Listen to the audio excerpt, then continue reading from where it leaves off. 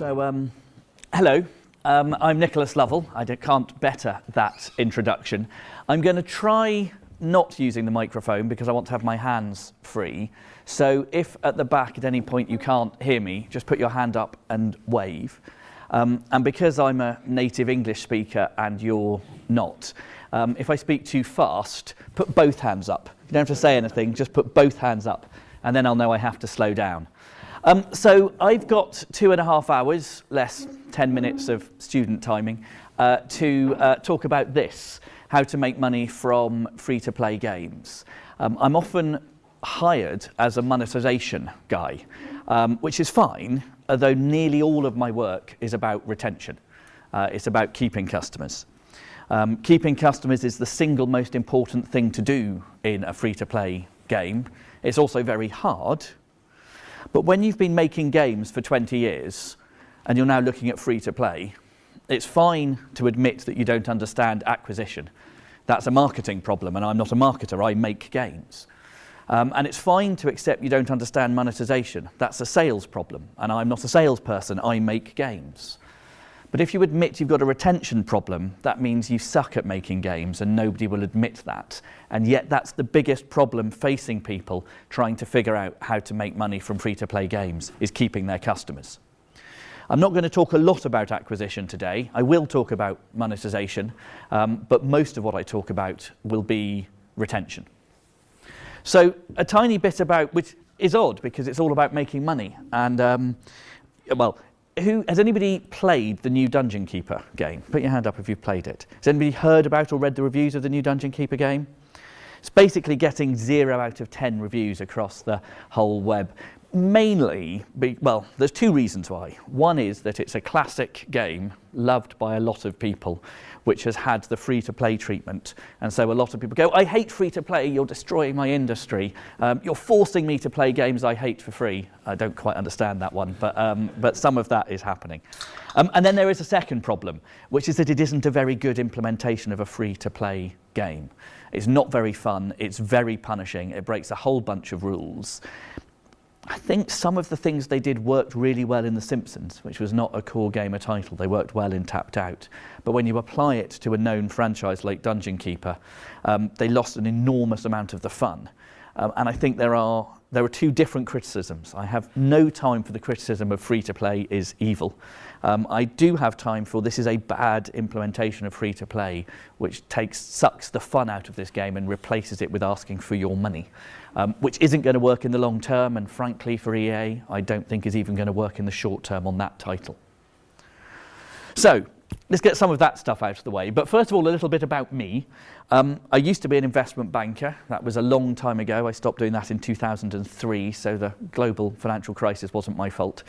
I've run a couple of startups, and for the last 5 years, I've been originally writing about the industry of games, and it became very clear to me pretty quickly that the future of the games industry was going to be very influenced by the fact that when it is possible to share something freely across the web, when it is commercially sensible to give something away for free because the cost is so low that you can widen your audience by giving it away for free, the price of games was going to fall relatively rapidly.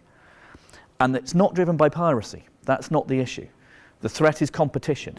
The threat is other people in and around your industry figuring out how to give something away for free and making lots of money from it. That's the threat to the music industry, that's the threat to the book industry, that's the threat to the games industry. And so I started writing about free-to-play, this business model which wasn't new in 2008. It was already very successful in China, in Korea, in the Far East. It was emerging relatively rapidly in the browser-based market, but which I started to say, look, this is going to be big and important. And luckily for me, I started saying that before it was fashionable to talk about free-to-play. So I've been saying this for longer than most, which I suspect is why I'm standing here now. Timing is everything. So now what I do is I write a blog, which Aalto described, which aims to be a source of information on free-to-play games, and free-to-play the business. I've just realised my colleagues at Games Brief would say it's not your blog anymore. It's a website about free-to-play games. It stopped being a blog a little while back, and it aims to be a resource. I work with a number of clients. I do 3 quite different pieces of work. I work with really early stage startups, helping them try and figure out how to find their niche. I work with late stage companies. Some of the examples up here are the largest magazine publisher in the UK, a TV broadcaster, and Square Enix, you probably know if you know anything about the game, if you focus on the game sector. And there it's about how do we adapt. We know how to work in the old world, but the world is changing, and change is tricky for large organisations. And then down at the bottom, I do game design work. I was a design consultant on Angry Birds Go, which was the first fully free-to-play from the inception Angry Birds title. And I also work with a number of games which haven't been announced yet, which I can't talk about. And that's specifically about game design. And all of that informs my work. It also informs my books. This book called How to Publish a Game tells you how to publish a game. It's expensive. It's about £100. This book, The Design Rules for Free-to-Play Games, is a Kindle book, some short, sharp principles for how to make successful free-to-play games. That's very cheap. It's about €3 on Amazon. You'll understand why about the pricing by the end of the lecture. And this book, The Curve, is my book that came out with Penguin last year. It's about variable pricing. It's not about games. It's about how, in a world where anything digital is trending towards free, how can we still afford to pay the creators and artists and businesses that support those industries? And The Curve is my answer, and I won't go into any details because that's what the second half of the lecture today is about. So you'll have some insight into that. And our next book, which should come out in February, but I work in the games industry and everybody who does will be familiar with the term, it's slipping a bit. We hope it will come out in February. It's 54 a page of techniques, 54 pages. Each one is one idea in an image and the description of the idea to help you make better free-to-play games. So that's coming out later this month. So if you don't already follow Games Brief, do. It's free, and there's lots of really high-quality content on there. So normally, I get to go round the room and ask people to tell me who they are, but there's quite a lot of you, so that will take quite a long time. So maybe we'll just do it by getting you to put your hands up.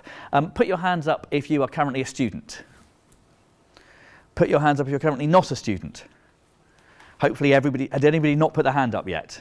Good, okay. Put your hand up if you've played a free-to-play game. Put your hand up if you like free-to-play games. Okay, there are a handful of people not admitting to that one. Would you call yourself a core gamer? Would you call yourself a core gamer? Put your hand up if you would. Would you call yourself a gamer in any way? So there's a bunch of people who aren't gamers but have played free-to-play games. Does that mean you only put your hands up if you've only played a free-to-play game for research or work purposes? That's the only reason you've played it. Only one person, 2 people, not for fun. Okay. I think that's given me a sense. Actually, I'll give one more thing. I want to know a little bit about your disciplines, your focus. So if you're predominantly a programmer, if that's basically how you think of yourself in terms of making games, put your hand up if you're predominantly a coder. Not very many in this room. An artist? We've got 2 artists. Half an artist. Half an artist, okay. A designer? Coders and design, people putting up their hands for both, that's fine. A producer or somebody in the process of production. So we have some of those as well. If you're in the industry at the moment, put your hand up. So, okay. How about if you're in marketing and anything related to that? So we've got some marketing people. They've got quite a lot of marketing people in here. What have I missed? Audio? Anybody doing audio? No, so who hasn't put their hand up yet? Who hasn't put your hand up? So what do you do that I've missed? Well, I didn't work at the games industry at the moment. You're not in the games industry at all. And did you put your hand up? Yeah, same here. You're not. So you're interested in the games industry. Okay, fine. So that's given me a help. There's fewer coders than I was expecting. More marketing people. Almost no artists. That's fine. I can be rude a little bit about artists later, which I will be. I'm sorry about that. But now, let's get started. And I want to start by talking a little bit about what a free-to-play game means to you. So for those of you, what I'd like you to do is write down electronically, physically on a piece of paper, I don't mind, 5 words that if somebody says a free-to-play game, come into your head. Any 5 words. It's not a really difficult test, just any 5 words. There's no right or wrong. I'm going to take some away from you now, I'm sorry. I'm going to put the word evil up on the board. You can't have that one because I've taken it. Manipulative.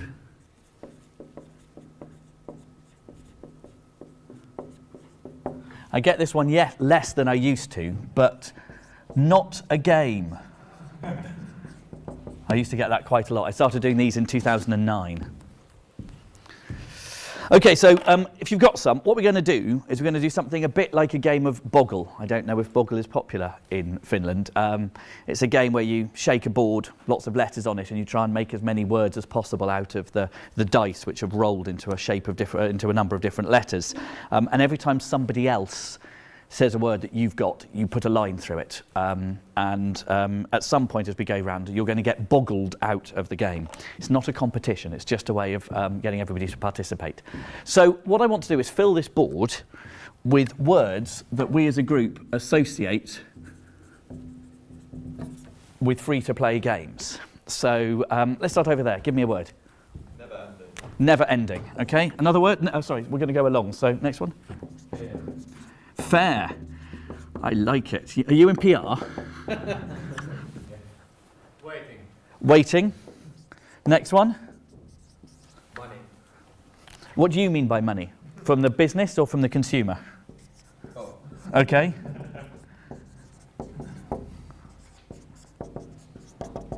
Okay, next one. Lots of users.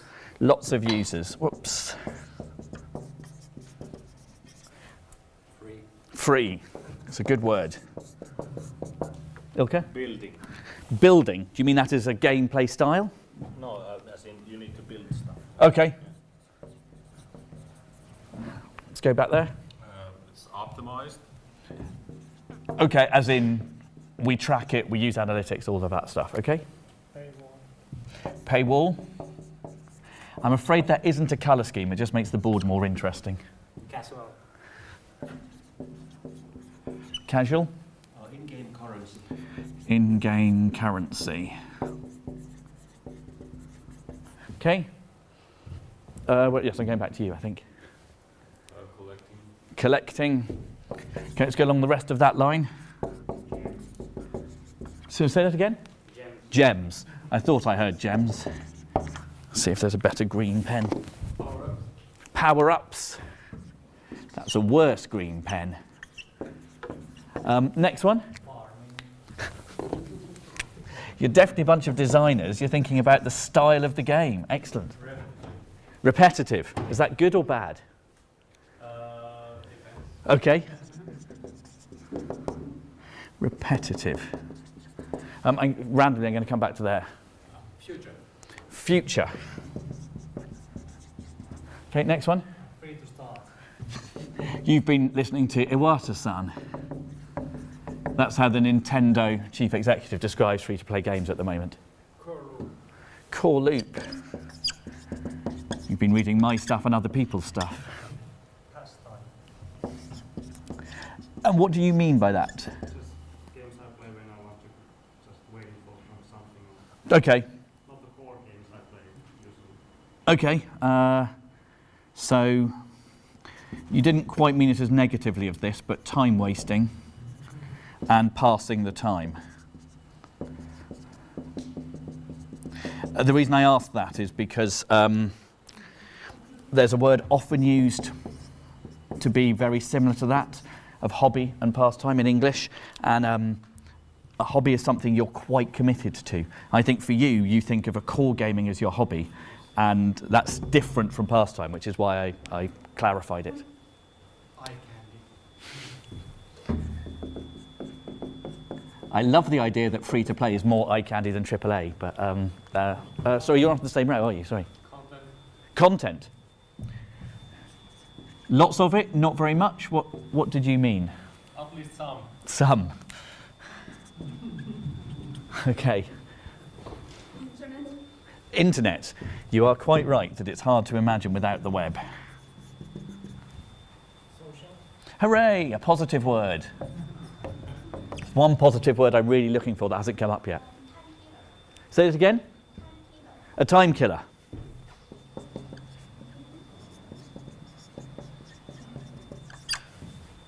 Fun. Thank you. Did I give you a clue that I wanted that word to come up? Yes, evil fun. So time is money? Yes.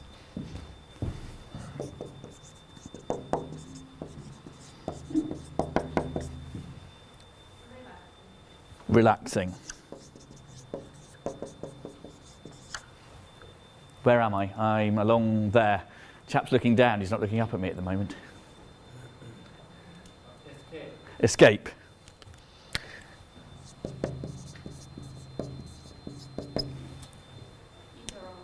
Say that again? Iterate, yeah. There we are. Monetization catch. A monetization catch, did you say? Make money. You had the word catch. Because there's nothing wrong with monetization. I see your point about catch, but okay. Multiplayer. Multiplayer. Where's social? It's up there.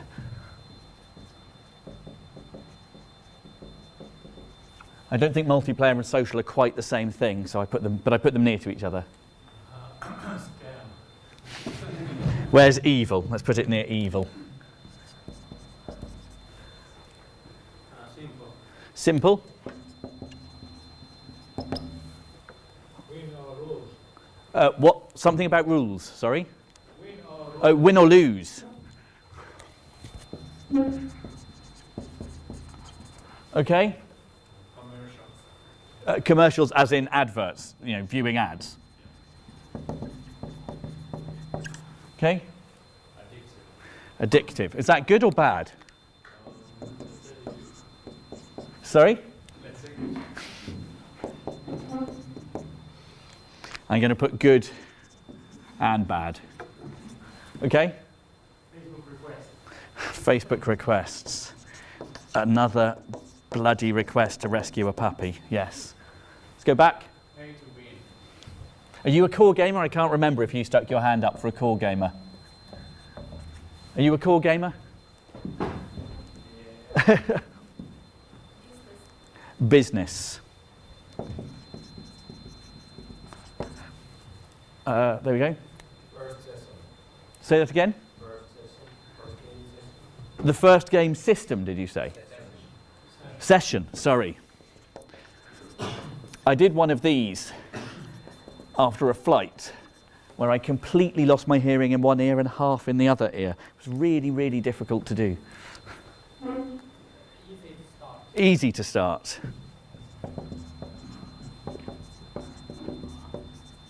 Okay, where am I? Feedback. Constant feedback. Instant.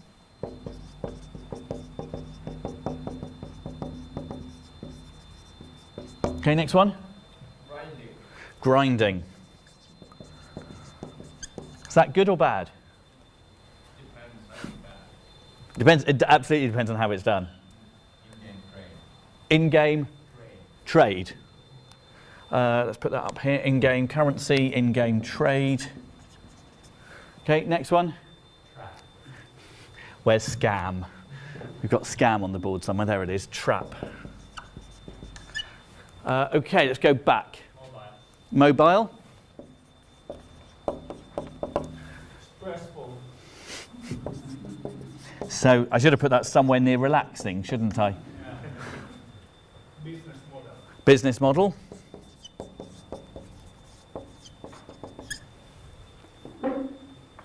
Where have I got to? That's you at the back there. I'll take yours then. Obscuring. Obscuring. Obscuring, as in not being clear what's happening. Sort of double currency. Okay. Obscuring Obscuring money. Interestingly, normally I'd go round again, but I think we might be going on forever. We've had a real focus, understandably, in the first pass on this bit. But this bit's really, really important. And we've had fun. And we've got things like farming and building, which are types of play. But nearly everything else is either criticism, things like repetitive and evil and scam and trap, or business model stuff. Time is money, business model, iteration, that's development process. We've got some other positive things, relaxing, pastime, and so on. Why do we play games at all? Anybody got one on anything they've written down which is about games rather than about free to play? You can just shout out now. So let's get some nice words about games on the board. Challenge, thank you. I was going to say, does nobody play games for fun here? Anybody else? Achievements. Another word? Exploration.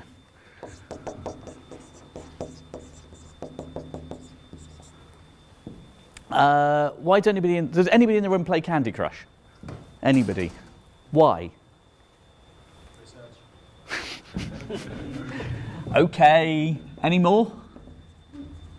Come on, you've got to admit to playing Candy Crush for fun, surely. No, my goodness. Okay.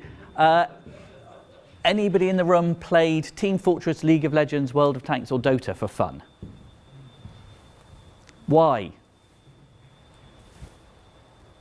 Why did you? I'm going to pick on people. Why did you play Dota or Team Fortress? Or just curiosity. Did you just play it for a bit and then stop? Or did you keep going back to it? Just for a bit. Somebody who plays it more. You guys need to play more games, seriously. Team player. Teams, friends. Does anybody in the room like winning? Competition. Put your hands up if you like winning. Right, okay. Helping people? No. Annoying people. No, I just want to win. Okay. Griefing. Griefing's harder to do in free to play. One of my favourite examples of an unexpected use of a piece of virtual goods is armour in Halo.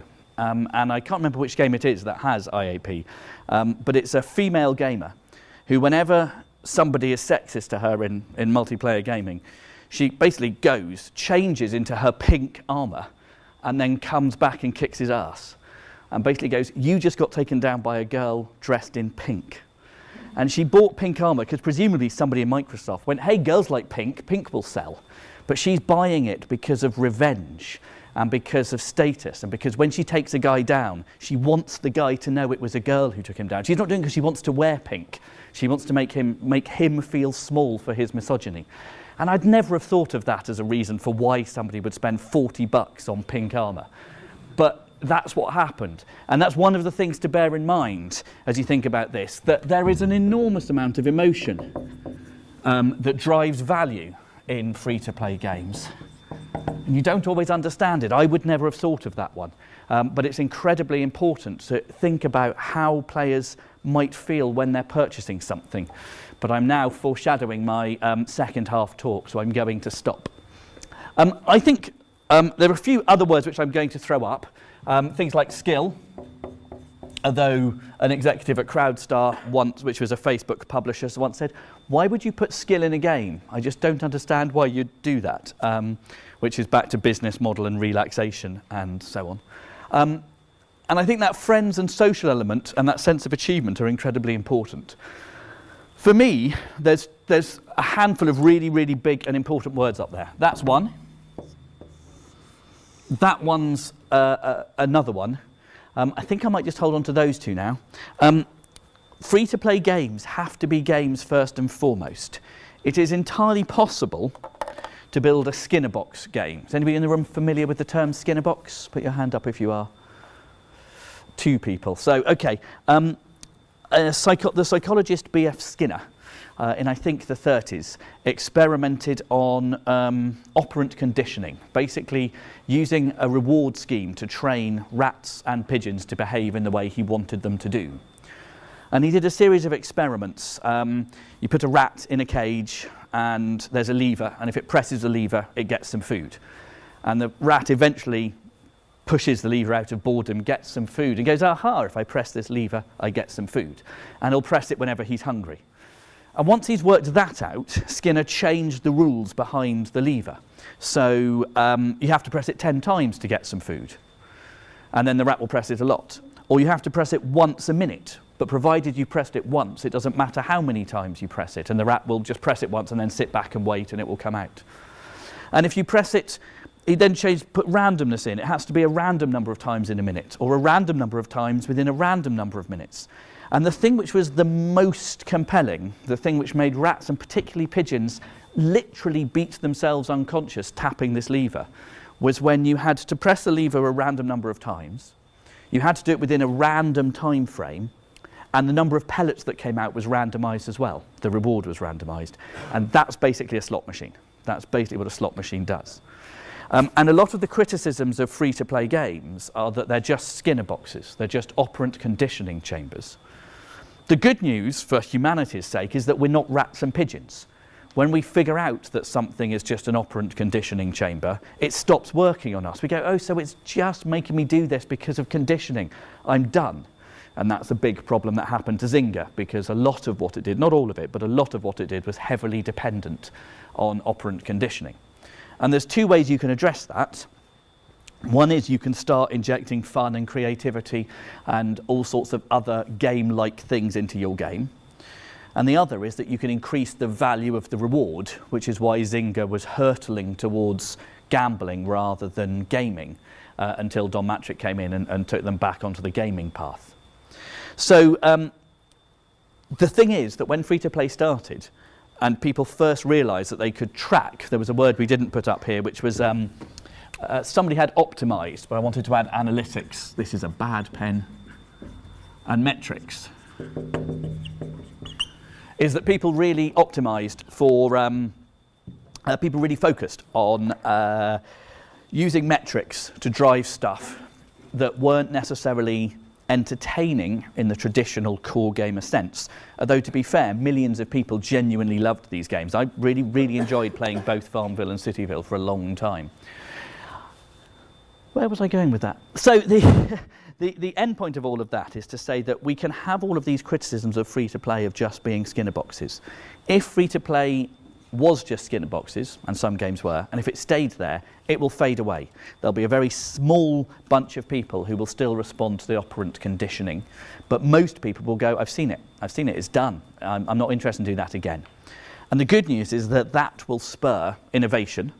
The good news for those people who are core gamers is that it means that free-to-play games cannot rely on just those behavioural tricks. They have to provide meaningful, entertaining content and experiences. How we define those varies from customer to customer. If we were doing a full day, I'd talk quite a lot more about the different Bartle types of players, which hopefully you know about, but if you don't, go and read the Wikipedia entry on Bartle types, because it's really good.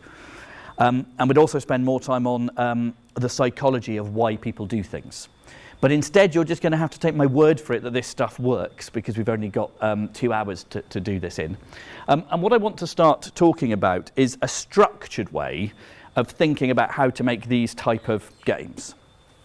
And this is something I've come up with called the Pyramid of Free-to-Play Game Design. And this talk is, in fact, a poster. I'm supposed to have a book about it, but I haven't written it yet. So we designed a poster to explain how the funnel and the pyramid work together. If you spend any time researching free-to-play games, or if you work in any business which is connected with the web, the funnel will be very familiar to you. You have to acquire customers, you have to keep them, you have to make money from them. It's a business model process, and there's lots written about how to optimize the funnel. The pyramid is the game design partner to the funnel.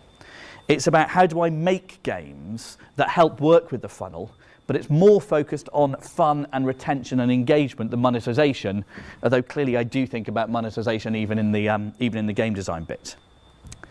The pyramid is, oh, here we are, I'm running ahead of myself. There's the bit I talked about, the funnel. The pyramid is, you have a core loop, that's the heart of your game. You have a retention game, which keeps people playing for days and weeks and months and years. And you have a superfan game which sits on top and is where the superfans live, the whales, and where you'll make bucket loads of money. But the superfan game doesn't need to exist when you launch your game. It doesn't have to be part of the minimum viable product. It's possible that some games will never have a superfan game, and that's okay. So for the next 45 minutes, I want to talk through the pyramid, and at the end of that segment, I want to think about some free-to-play games that you either know, although that might be trickier than I had expected, or love, that might be even trickier than I expected, and try to look for some of their retention techniques. So this is the classic way that people think you make a free-to-play game. Your job is to maximise the funnel. You want to get lots of people in. You use metrics to figure out what they like. You focus ruthlessly on converting them. You focus even more ruthlessly on hunting the whales. And you eliminate the freeloaders, the people who aren't going to spend money with you. And I think that's completely wrong.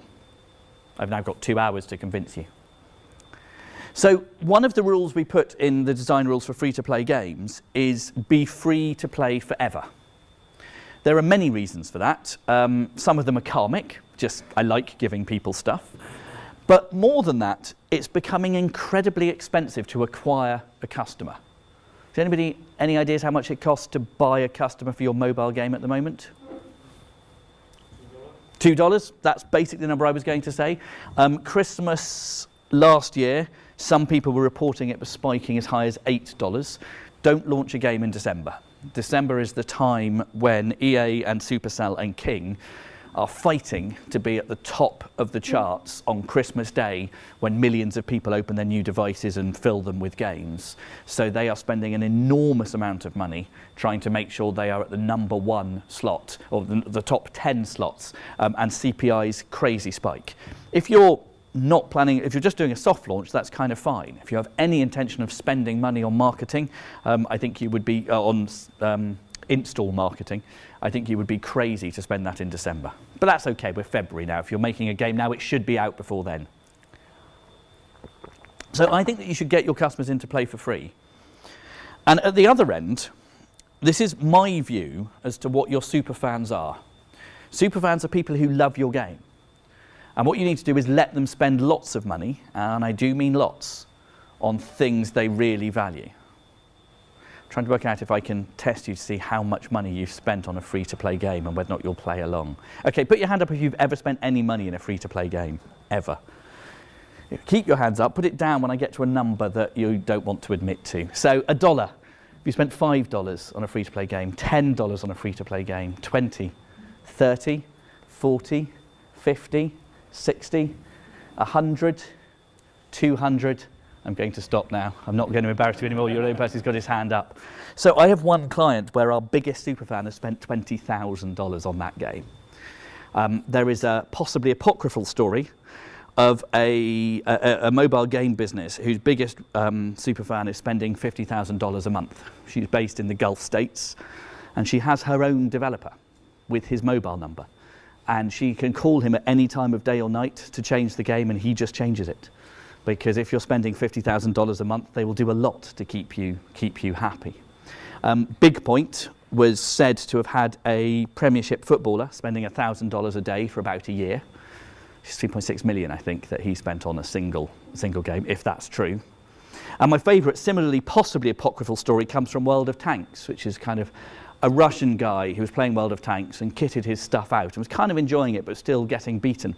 So he hired a team of 5 full-time World of Tank bodyguards who play the game full-time for him with all the kit. And when he goes into the game, they screen him so he can wander around and shoot anybody he likes. And he's maintaining a squad of him and 5 other people full time in one game. Now, I don't know if that's true. I don't know if that one is exactly true. But you kind of look at it and you go, there are people out there who do want to spend oodles of money in this game. There are some people in this room for whom that word pay to win is just, it will be very, very evil. In certain territories in the world, particularly the Eastern Europe and Asia territory, China in particular, if people have got money, they win. That's how the world works. So why shouldn't games work like that, which is not how Europeans and not how Americans think of that world. So I think we sometimes have to be a lot more cautious about how we design things depending on our audience and our target market. Does anybody know what the top grossing, the game that made the most money from in-app purchases last year, the non-mobile game? It's a non-mobile game actually, the PC game that made the most money last year. Anybody? Any ideas? It's not League of Legends, sorry. Team Fortress is in the list. Crossfire, which is a China only, well it's not China only, but it's predominantly China, $971 million in revenue from in-app purchases for a core PC game last year. There are an enormous amount of money being spent in pay-to-win games. If the only people who enjoy paying to win, if you spend money in pay-to-win and nobody else is enjoying it and everybody's getting their ass kicked, they're all going to leave. So what we have to do as designers is think about how do we make it so that people can spend money on things they truly value without alienating all the freeloaders who are not spending that. That's our challenge. It is about avoiding pay-to-win, but it's not about saying you cannot spend money to get advantage. It's about saying it feels fair in some form. And that's one of the things which we have to look for as designers. Anyway, I keep getting digressing myself from the pyramid. So the core loop, somebody put that word up, thank you very much. The core loop is the beating heart of your game. The retention game is what keeps people playing, and the superfan game is where the whales live. I'm going to talk a bit about the core loop first. Most of my time will be on retention. If somebody asks you what your game is about, this is probably how you will answer. It's a match 3 game. It's a deathmatch, a team-based deathmatch game. It's a downhill kart racing game. It's an endless runner. What do you do in the game? You run and you jump and then you die. That's what you're describing. The core loop is ideal for, a lot of people call it gameplay. It's ideal for prototyping. It's where fun lives. And ideally, it would be short enough to pass the Starbucks test. The Starbucks test I first heard from Torsten Ryle, the chief executive of Natural Motion, which is a company which makes CSR Racing and Clumsy Ninja and My Horse. And you may have seen just sold for $527 million to Zynga last week, which was quite a result for Torsten. And what he said is that your game should have something satisfying to do in the time it takes a barista to make me a macchiato. That's the definition of the Starbucks test. But it's important to bear in mind that it is very device specific. So I don't believe that the mobile, the smartphone and the tablet are the same device. I think the use cases are different. I think the audience is different. The peak time for gaming for mobile and for tablets, is between 7 and 10 p.m. in the evening, sitting on your couch in the living room. The core gamers amongst you like to think that what happens is that people only play on mobile when they can't get their core gaming fix. But this isn't true. It is directly competing with core gaming and directly competing with watching the telly, possibly because you're doing both at the same time. For me, the Starbucks test is, given how long it takes me to start playing the game, do I have a good experience? My phone, which is actually over here, is typically in my pocket. From deciding I want to play to playing, 10 seconds, maybe. My tablet's normally in my bag, might be in the other room. From the time I decide I want to play to sitting down and playing, maybe a minute. If you want to play a game on Steam, you've got to turn your PC on, boot it up, get into Steam, get in. If you want to play a game on a console, you have to do all of that stuff and then have a mandatory update and then another mandatory update. By the time that's all happened, if you only had a 2-minute experience, you just go, well, that wasn't worth the wait. I waited 20 minutes before I could play. I only had 2 minutes. That was rubbish. So the Starbucks test isn't a fixed rule of free to play. It's about which device are you on. I have found myself, I have XCOM, I was a big fan of XCOM. I've got the new XCOM on my iPad. Because it's not very well optimized for iPad, it takes between 90 seconds and 2 minutes to boot up. So I generally play Pocket Trains instead, because it just comes up quickly. And that's because on a tablet, I'm really reluctant to wait that long for something to load. But when I'm sitting in front of my PC playing FTL or something else, I'm quite relaxed about it taking a long time. I'm kind of in that mode. That's what the Starbucks test is all about. It's about, do I get people into the game quickly and give them a good experience in a mode that fits the game they're playing? So don't take it as a rule that all free-to-play games have to have tiny bite-sized chunks. Somebody said they played Team Fortress and League of Legends. That doesn't pass the Starbucks test because the smallest session is a deathmatch. And yet it's incredibly successful. It's in the list of the top 10. The core loop should be free. You should be able to experience it. So I'm going to test your knowledge of free-to-play games as we run through this. I want you to shout out whenever you recognise a game. So what's this one? So it's an endless runner. The core loop is run and stay alive for as long as you can. This one? Temple Run. They're easier at the beginning. This one? Subway Surfers. So there are 3 endless runners. The core loop is start running. When you crash into something, you die. Very easy for people to understand. This one? I think that was on your course. You're required to play it, aren't you? So in this one, you turn up, you plant a thing, you go away, you come back, you harvest a thing. That's the kind of core loop. There's pretty well always something you can collect and plant every time you turn up. This game brilliantly passes the Starbucks test, although it is a little bit slow to load. This one? Dragon Cities, thank you, well done. I forgot to bring my Haribo to throw at you as a reward. But Dragon City is a Facebook game. It's basically, Farmville with dragons, like Dragonvale and everything else. Again, you can always turn up and there is something for you to collect or do all of the time. That one? Bejeweled. It's not quite Bejeweled. It's the other one. It's Bejeweled Blitz. But yes, Bejeweled Blitz is brilliant. The core rule of Bejeweled is that you can't play it for more than a minute. I mean, you can buy an IAP to give you 5 extra seconds, but basically, you can't play for more than a minute. Does anybody know what the average play session length is for Bejeweled Blitz? The average session length. Any guesses? 30 seconds. 30 seconds? Somewhere between those two. Somewhere between 30 seconds and an hour? Anything? No, 43 minutes.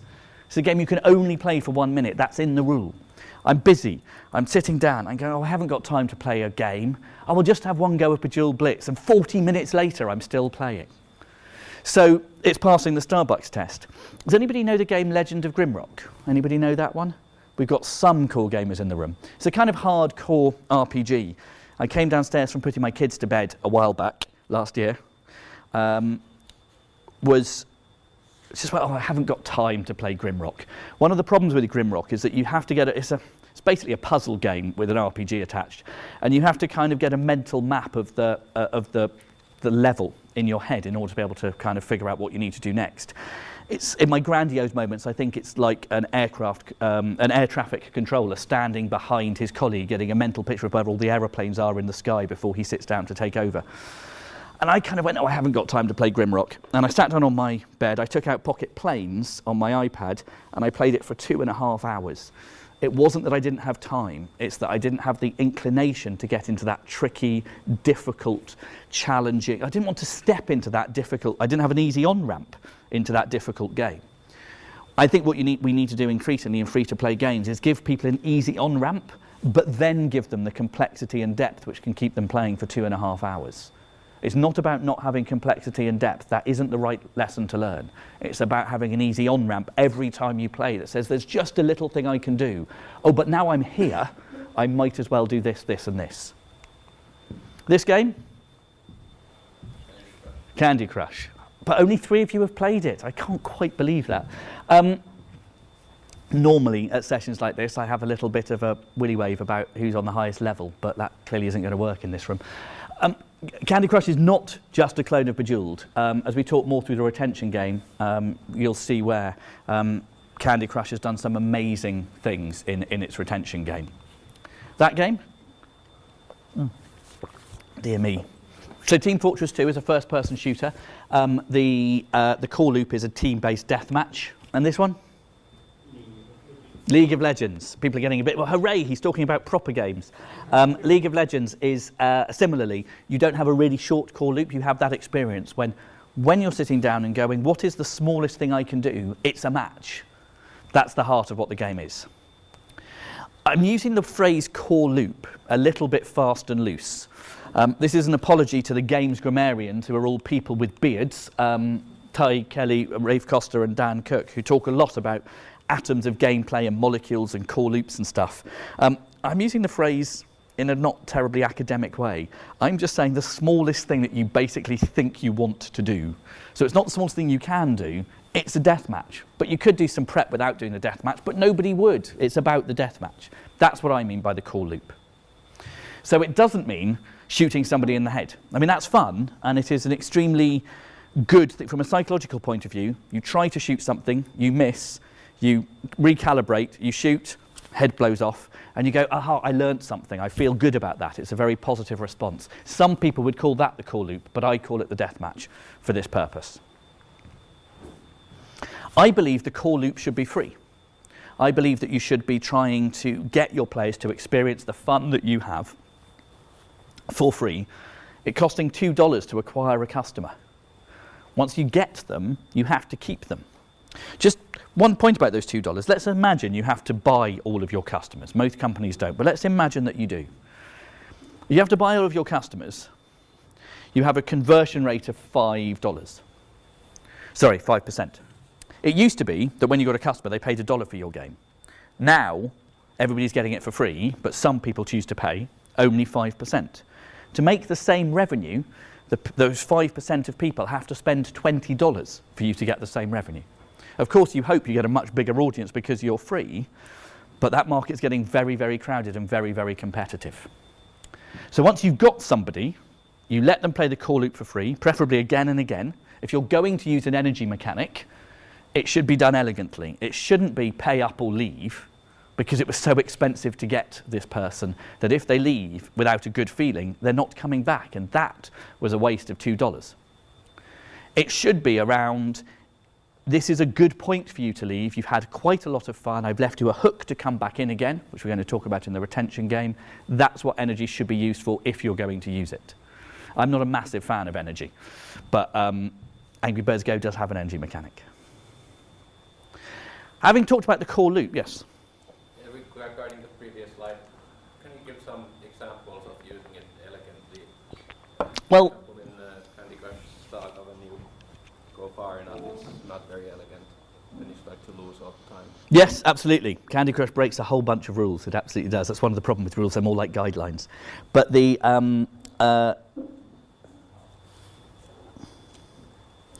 there's different ways of using it elegantly. A whole bunch of people will never accept that a use of energy is elegant.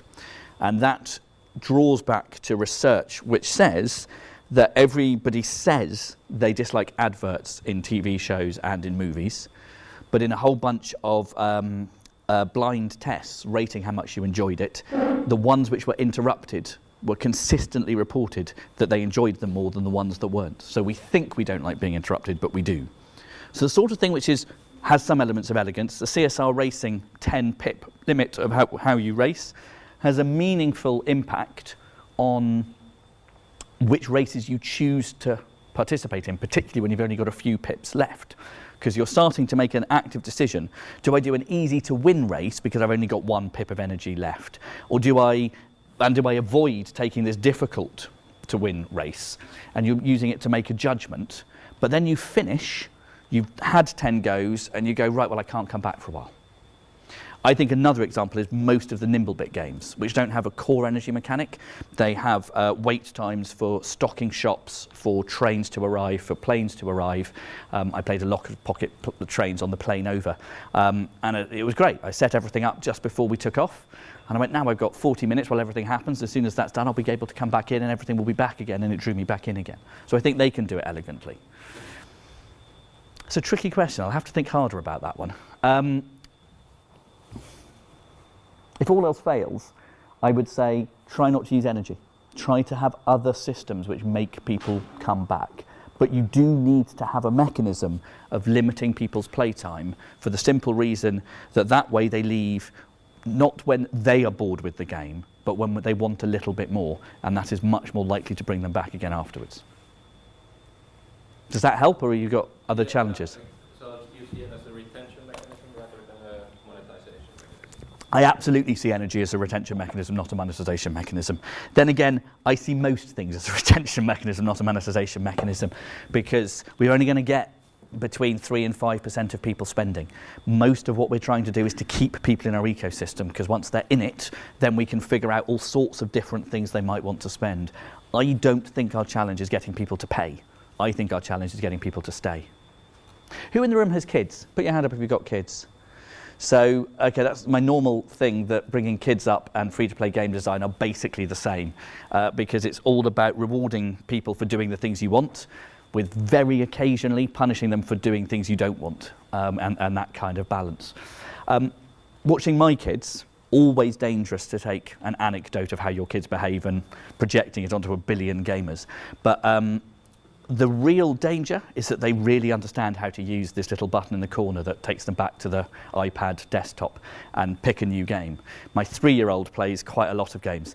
I showed her the proof of the free-to-play toolbox, and she was flicking through the pages, kind of going, Heyday, Tiny Tower, Angry Birds Go, Pocket Frogs. I was going, I'm part proud dad, part deeply, deeply upset with myself dad for how many of the games she recognised. But if she gets bored with a game, bang, she's out, she's into another game, barely thought about it. Kids, I think, are showing us how people of the future will play. If a game loses you, that iPad is absolutely full of other things to do. So I think of these systems as being things which have to leave a little hook, a return trigger, to pull you back into the game. So,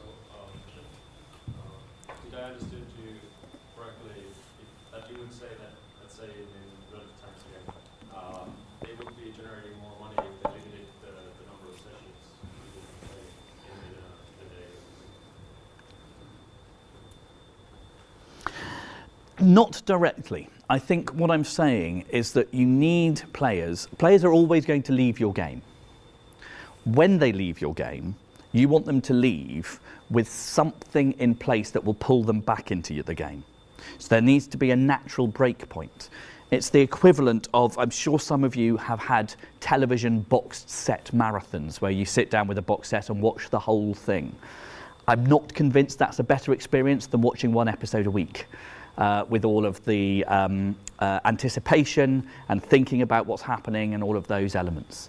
What I'm saying, therefore, is that, and I don't know World of Tanks as well as I should, I'm afraid, is that it's fine to have a long session, but it is sensible when there is a break point that happens in the session, not to absolutely fixate on the feeling of the player being, I must have one more go, but when I come back tomorrow, this will be awesome. That's the distinction I'm making. So it's not a hard and fast rule about saying you should limit for session lengths or you shouldn't. And it really does vary by game. But you do definitely have a danger of people getting bored with your game, and I would rather give them a reason to get out of my game before they get bored, while leaving them with a hook, which might be my tanks will be repaired, my research will be done, my whatever will have been delivered, my crew will have leveled up. When I come back, I will be a bit more awesome than I was before I left. That's the sort of thing I'm trying to get at. I need to talk to you more about World of Tanks, obviously. One of the problems is that when I do play games, I tend to play them a lot, and that makes it hard for me to get really deep into as many games as I should have done, because I haven't played World of Tanks. I'm running a little bit late, so I'm going to talk a little bit now about the retention game. It's what keeps people coming back for more. It can work over days, months, weeks, or years. It's been around in AAA games for decades, but free-to-play has its own twist. So, anybody recognise this game? Shout out. Yeah, Enemy Unknown. So it's the XCOM franchise, and XCOM is one of my favourite games. It's a AAA game. It's not free-to-play, and its sort of retention sequence was you had a mission where you went out to fight the aliens with your crew. When you fought the aliens, you came back. Some of your crew might be injured. You'd carry some alien technology and some alien equipment. You'd go back to your base. You would heal your crew. You would research the alien technology and the alien equipment. You'd build some manufacturing. And then because it wasn't free to play very often uses real time. It's one of the reasons why the internet matters so much. Although there's an enormous number of free to play games which just use the internal clock of your phone, and you can cheat by just fast forwarding the phone on the time on your phone. And it's amazing how the industry functions with such an obvious cheat that lots of people know and choose not to do. So with XCOM, you do this mission, you come back, you set up the research, you press fast forward. And then the research is churning around, your crew are being healed, and then something pops up. Mission, do you want to go and fight the aliens? And you go, it's midnight, I've got work tomorrow. Okay, I'll do one more. And you go and do one more, and you come back with research, you come back with equipment, you come back injured. You set it all up to work and press fast forward. And then a mission pops up. You go, oh, it's 1 a.m, I've got work tomorrow. Oh, I'll have one more go. And you keep doing that sequence of tactical and strategic until it's 6 a.m. and the sun is rising and you decide it's not actually worth going to bed. Or maybe that was just me. But XCOM managed to make a retention game which had this dual process, the sort of core loop of the mission and then the strategic longer-term plans integrated extremely well. And games like the Total War series and the Jagged Alliance series are similar examples of how that kind of works. Anybody recognise this game? It's as old as me. That's a clue. Pong, thank you. So the retention game in that is relatively simple. Avoid missing ball for high score. That's it. It's score. Get a high score. That one? Clue's in the bottom corner. Well, that's Pac-Man. Not only is it can I get a high score, I can display a high score. I can try and beat Bob, and then if Bob beats me, I'll come back to try to regain my place. Did anybody turn off Pac-Man at the wall before they played so that it reset the scores? Yes, me too. Good. I'm glad we're not the only hackers I'm not the only hacker in the room. So this game might be a very UK-centric game, this one. You need to know a ZX Spectrum to recognise that. So it's Manic Miner. 20 really difficult levels, pixel perfect jumping. You had to memorize it all. To get to the end was an amazing achievement. So to get through all 20 levels, to get to the end, that's a draw. This game? Sorry? It is The Walking Dead, you're quite right. It is an excellent game, it's not free to play. Narrative, story, what happens next? That one? It is Bubble Bobble, isn't it? It's written there. Yes, Bubble Bobble. To get to the end, that's a retention game. No idea. Call of Duty. So there's actually two different things in here. There's to complete the levels, but there's also for the achievers, there's to go back and get all of the stars in that system. That one? It's the game you don't like in the room. So Candy Crush, this is one of their amazing innovations. This map is incredibly powerful. Who knew that to make a match-3 game more popular, all you had to do was say, you've moved up a level. What does that mean? Nothing at all, but I'll do it, it's cool, to move forward. So they built that level of progression. They actually did a bunch of other things. This isn't mine. I meant to take a picture of mine, not just to show off, but I don't have any friends on here in this one. It's really interesting that they're not doing it in a classical leaderboard sense, so that number 96 is 10 places below a number 106. Visually, number 96 and number 116 are in the same place. If you are a hyper-competitive person, a killer of the Bartle types, if you're here and your friend is here, you can't possibly not see that as a leaderboard. But if you're not a very competitive person, what you see is a bunch of your friends' pictures, and you go, hey, my friends are playing, they're hanging out, this is kind of cool. This is fun, and it doesn't alienate you, which is one of the reasons why I get so cross with people who say, well, it's just a Bejeweled Blitz rip-off. I go, Bejeweled Blitz is intense, it's killer-focused, it's time-pressured. It makes you feel like you're in the moment, you have to concentrate.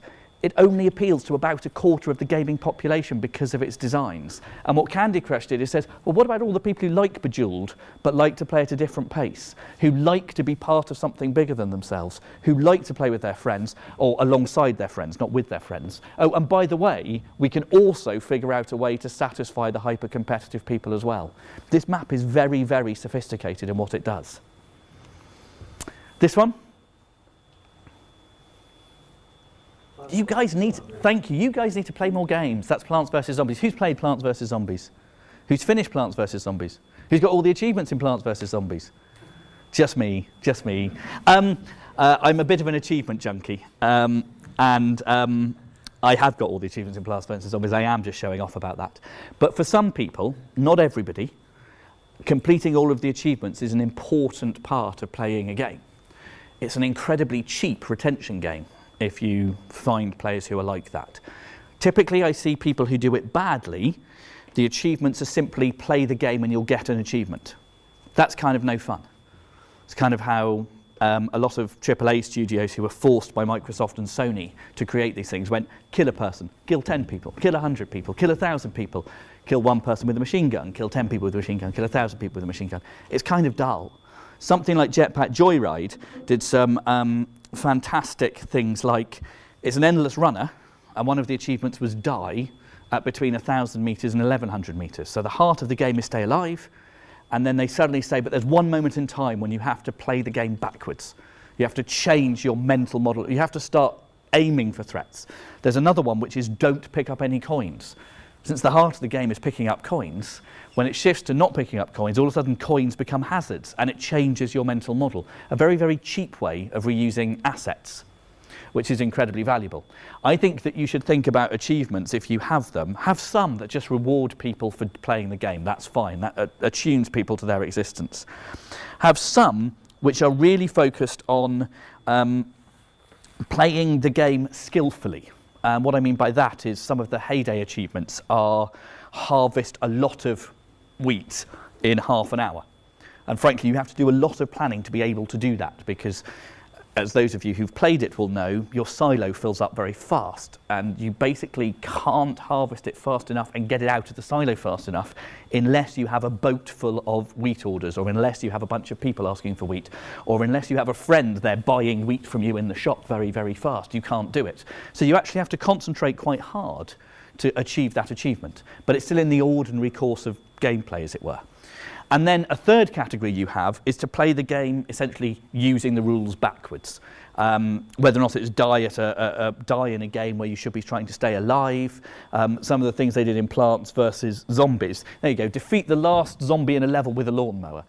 If you played Plants vs Zombies, you basically have it's a tower defense game with zombies trying to get into your house. And the last line of defense is that there's a bunch of lawnmowers right at your house. And if a zombie touches it, it runs him over. But then you no longer have the last line of defense, it's gone. So you have to carefully structure your game so you kill all of the zombies except one, and then you mustn't kill him, because if you kill him before he gets there, that would be really annoying, because it's all the way through a level to make that happen. So achievements can be very, very, very cheap ways of driving a retention game. If anybody recognises this game, I will be incredibly impressed. It's never happened yet. Well, sorry? No, it's much geekier than that. It's called Darkwind. It's made by an Irish university professor who played a game called Car Wars in the 1980s. And you're probably all too young to remember Car Wars. It's basically an incredibly geeky spreadsheet game using cars and guns back in the days when they hadn't invented spreadsheets. And I was a big fan of that when I was a kid. And this game is about cars with guns. It's set in a post-apocalyptic world, and in this particular occasion, I was given a mission to get stuff from Elmsfield down to Texan. The game uses real time, and the way the game works is that to travel between Elmsfield and Somerset takes 8 hours, 8 real-world hours. When you set off, the game rolls behind the scenes and goes, you have an encounter with pirates. Do you want to take that encounter now? Or at some point in the next 8 hours you can choose to take it, but you won't arrive in Somerset until you've fought through that encounter. You'll be in suspended animation until you've fought that encounter. Having fought that encounter, I arrive in Somerset. I have to refuel, I have to repair, I have to rearm. That takes real time as well, and then I have to do the same thing again to get all the way down. If you're quite organised, it takes 4 days to get from Elmsfield to Texan. I picked up a mission to get there in 5 days. I had to plan my entire life around that mission. I had to basically go, right, it's 8 o'clock in the evening, I'll do the Elmsfield to Somerset run, I'll stay up till 4 a.m, then I'll do the fight. As soon as they arrive, I'll set them up to repair and go to bed. I'll get up at 8 and set them off on the next run, but then I'll have to go to work, so I won't be able to fight, but that's okay, they'll be travelling while I'm at work. When I come back from work, I can play that one, stay up again to get the repairs and set them off, and do that sequence round. I thought that was geeky. I discovered at a masterclass I gave 2 weeks ago a guy who had a morale booster in place in a game he was playing, whose name escapes me now, maybe Kingdom of Loathing. He set an alarm to wake him up every 45 minutes through the night because that was the way of optimising how the morale time kind of worked. Yeah, quite full on. The heart of this is how you use real-world time to influence how people mesh their lives with the game. There was a chap over there who referred to them as pastime. That wasn't a pastime for me, to kind of move beyond hobby, frankly, and it was slightly all-encompassing. The superfans, the people who live at the top end of the game, don't think of themselves as gamers. They're World of Tanks players, they're League of Legends players, they're Candy Crush players. They have one game and they play it. It is their hobby. Although they might not say it, if you ask them to list out their hobbies on a CV, they might go sailing and reading and Candy Crush. They'd never do that. But that's what is actually happening in their lives. And real time is an important part of that. And this is one of the most powerful illustrations of how that works. This is from Farmville, and this is when you choose to plant crops. I and many other people call this an appointment mechanic, and the reason for that is that the player gets to choose when he's promising to come back, or she. And what I mean by that, this isn't like the Tamagotchi. You may remember the Tamagotchi, the virtual pets which lived in your pocket and would sound an alarm or a noise which says, "I'm hungry, feed me." And it would wake you up at 4 in the morning and you go, "Yeah, okay, I'll feed you." And it would wake you up at 3 in the morning the next day and you go, "Yeah, okay, I'll feed you." And the next day it would wake you up at 5 in the morning and you go, "No, die, I've had enough, I'm done, you're dead." Because it wasn't up to us when we promised to feed this thing. What Farmville and the other planting games did was say, no, you need players to make a promise. And then they need to keep their promises, because we teach our children from a very young age how important it is to be a person of your word. You have to keep your promises. It's innate in all of us. If it wasn't, we'd all be subsistence farmers, because when we took our corn along to the blacksmith and said, "Will you please make me a plough so I can grow more corn? Here's some corn, but I'll pay you the rest when you finish making the plough," the farmer needs to trust that the blacksmith will make the plough, and the blacksmith needs to trust that the farmer will give him the other half. And if that doesn't happen, we'd all be subsistence farmers. Every culture has an importance of keeping your word. So in something like Farmville, I'm going to stereotype wildly here. The average player gets up in the Midwest of America and she looks at her watch and she logs onto Farmville and she goes, "Well, I've got to take the kids to school today, and then I've got to do the groceries and the laundry, but I'll have some time available at about 4 o'clock before they come home. So what will be ready in 8 hours?" And she plants some pumpkins. And her mental to-do list has gone from take the kids to school, do the groceries, do the laundry, to take the kids to school, do the groceries, do the laundry, harvest pumpkins. And it's entered her to-do list, in her own to-do list. She's not going to come back to the game because of a push notification or an email. She's going to come back to the games because her mental alarm clock at 8 o'clock is, "There's something I should be, at 4 o'clock. There's something I should be doing. What is it? I remember my pumpkins will be ready." And she will choose to go back into the game. And because she made a promise, if she doesn't keep it, it's all right to punish her. The Tamagotchi, I never promised the Tamagotchi, he just demanded. But I promised the pumpkins I'd come and get them. If I didn't, and they've withered, I go, "Okay, fair enough, you got me, it's a fair cop." Some people hate withering. I don't think you should always have withering, but I think you should not have it unless you are punishing a player for not keeping their promise. That bit really matters. I can go on and on about this. Every time people do courses with me, they think that they've built an appointment mechanic, and they've nearly always built a Tamagotchi. It takes a little bit of practice to get into the habit of making sure that the player has choice, a lot of agency. In this case, I've got one whole screen here of different times, and as I level up, I get more and more screens until eventually I've got 4 or 5 screens where there is pretty well no time slot I couldn't pick. Cityville has a similar structure. It has it around rent. It does it slightly more around you choose which buildings to build in order to have a different cycle of what's ready when. Because I'm short of time, I'm going to rattle on a bit. But we've got leaderboards. They're a form of retention game, though they only appeal to a subset of players. And in summary, your job is to take everything you can think of, from AAA game design, from free-to-play game design, from psychology, from fun, from wherever, that make people want to keep coming back to the game. So it might be the score, high scores, levels, narrative. I'm not a big fan of narrative in free-to-play games. I'll cover that on the next slide. To get to the end, similarly, not a big fan of that, but completing something, that I'm more interested in. A sense of progression, the map, using achievements, using appointment mechanics.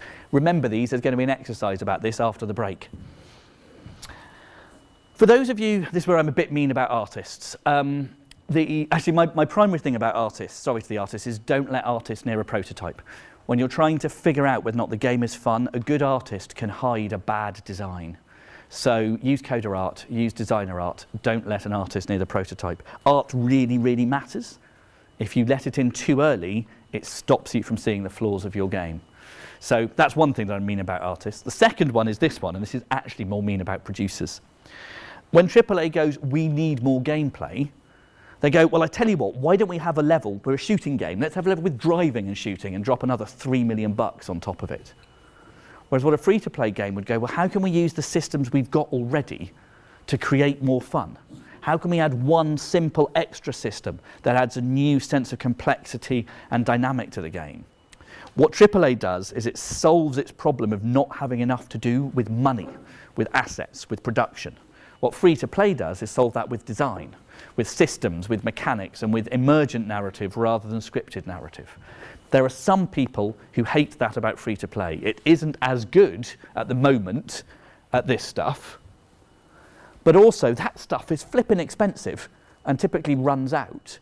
And if you want to get people to play your game forever, if you're going to make it narratively led, then you need to have bottomless pockets, because you ain't never going to make the money back right now.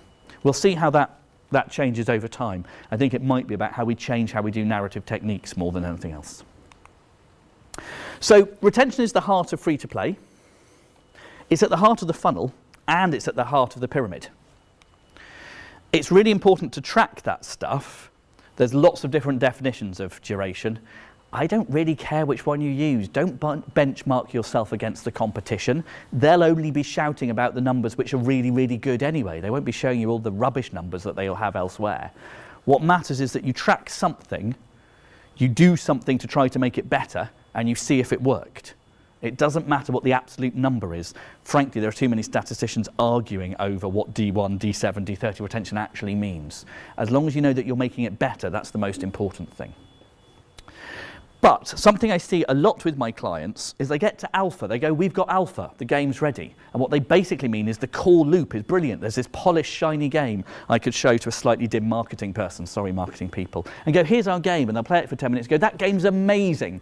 And a game designer would say, and you'd play it for 10 minutes and then you would leave. And there'd be no reason for you to keep playing forever. It might sell really well in a box product where you're selling a promise, but it wouldn't work as a free-to-play game where people will not pay unless you have strong pull through keeping them playing forever. And I've seen several games, I'm not going to name them, but I've seen several games where we got to alpha and they went, we're done, the core loop's here. And a whole bunch of executives and marketing people went, that's amazing. And I went, we haven't got our game yet. You're declaring an alpha, we don't know what this is. I see no reason why anybody will still be playing this game in a month. One of the things I'm starting to see people do is prototype the retention game without the core loop. So if you can't quite figure out how that is, imagine FIFA is the core loop and Football Manager or Championship Manager is the retention game. Because what Football Manager and Championship Manager do is they simulate the result of the matches. They actually put an algorithm in it, but for the purposes of testing, I would be quite happy just to randomize the result. You set up your team, you press a button, it tells you what the results were, you set up your team. For the first pass, to see whether or not there is something here, you randomize the results. You play Candy Crush and you think around the map, and you're just getting the joy of getting progression around the map and overtaking your friends. And you know that you're just pressing a button and you know it's not just random. If you are feeling that sense of joy just from randomly overtaking your friends, you're onto something in the prototype.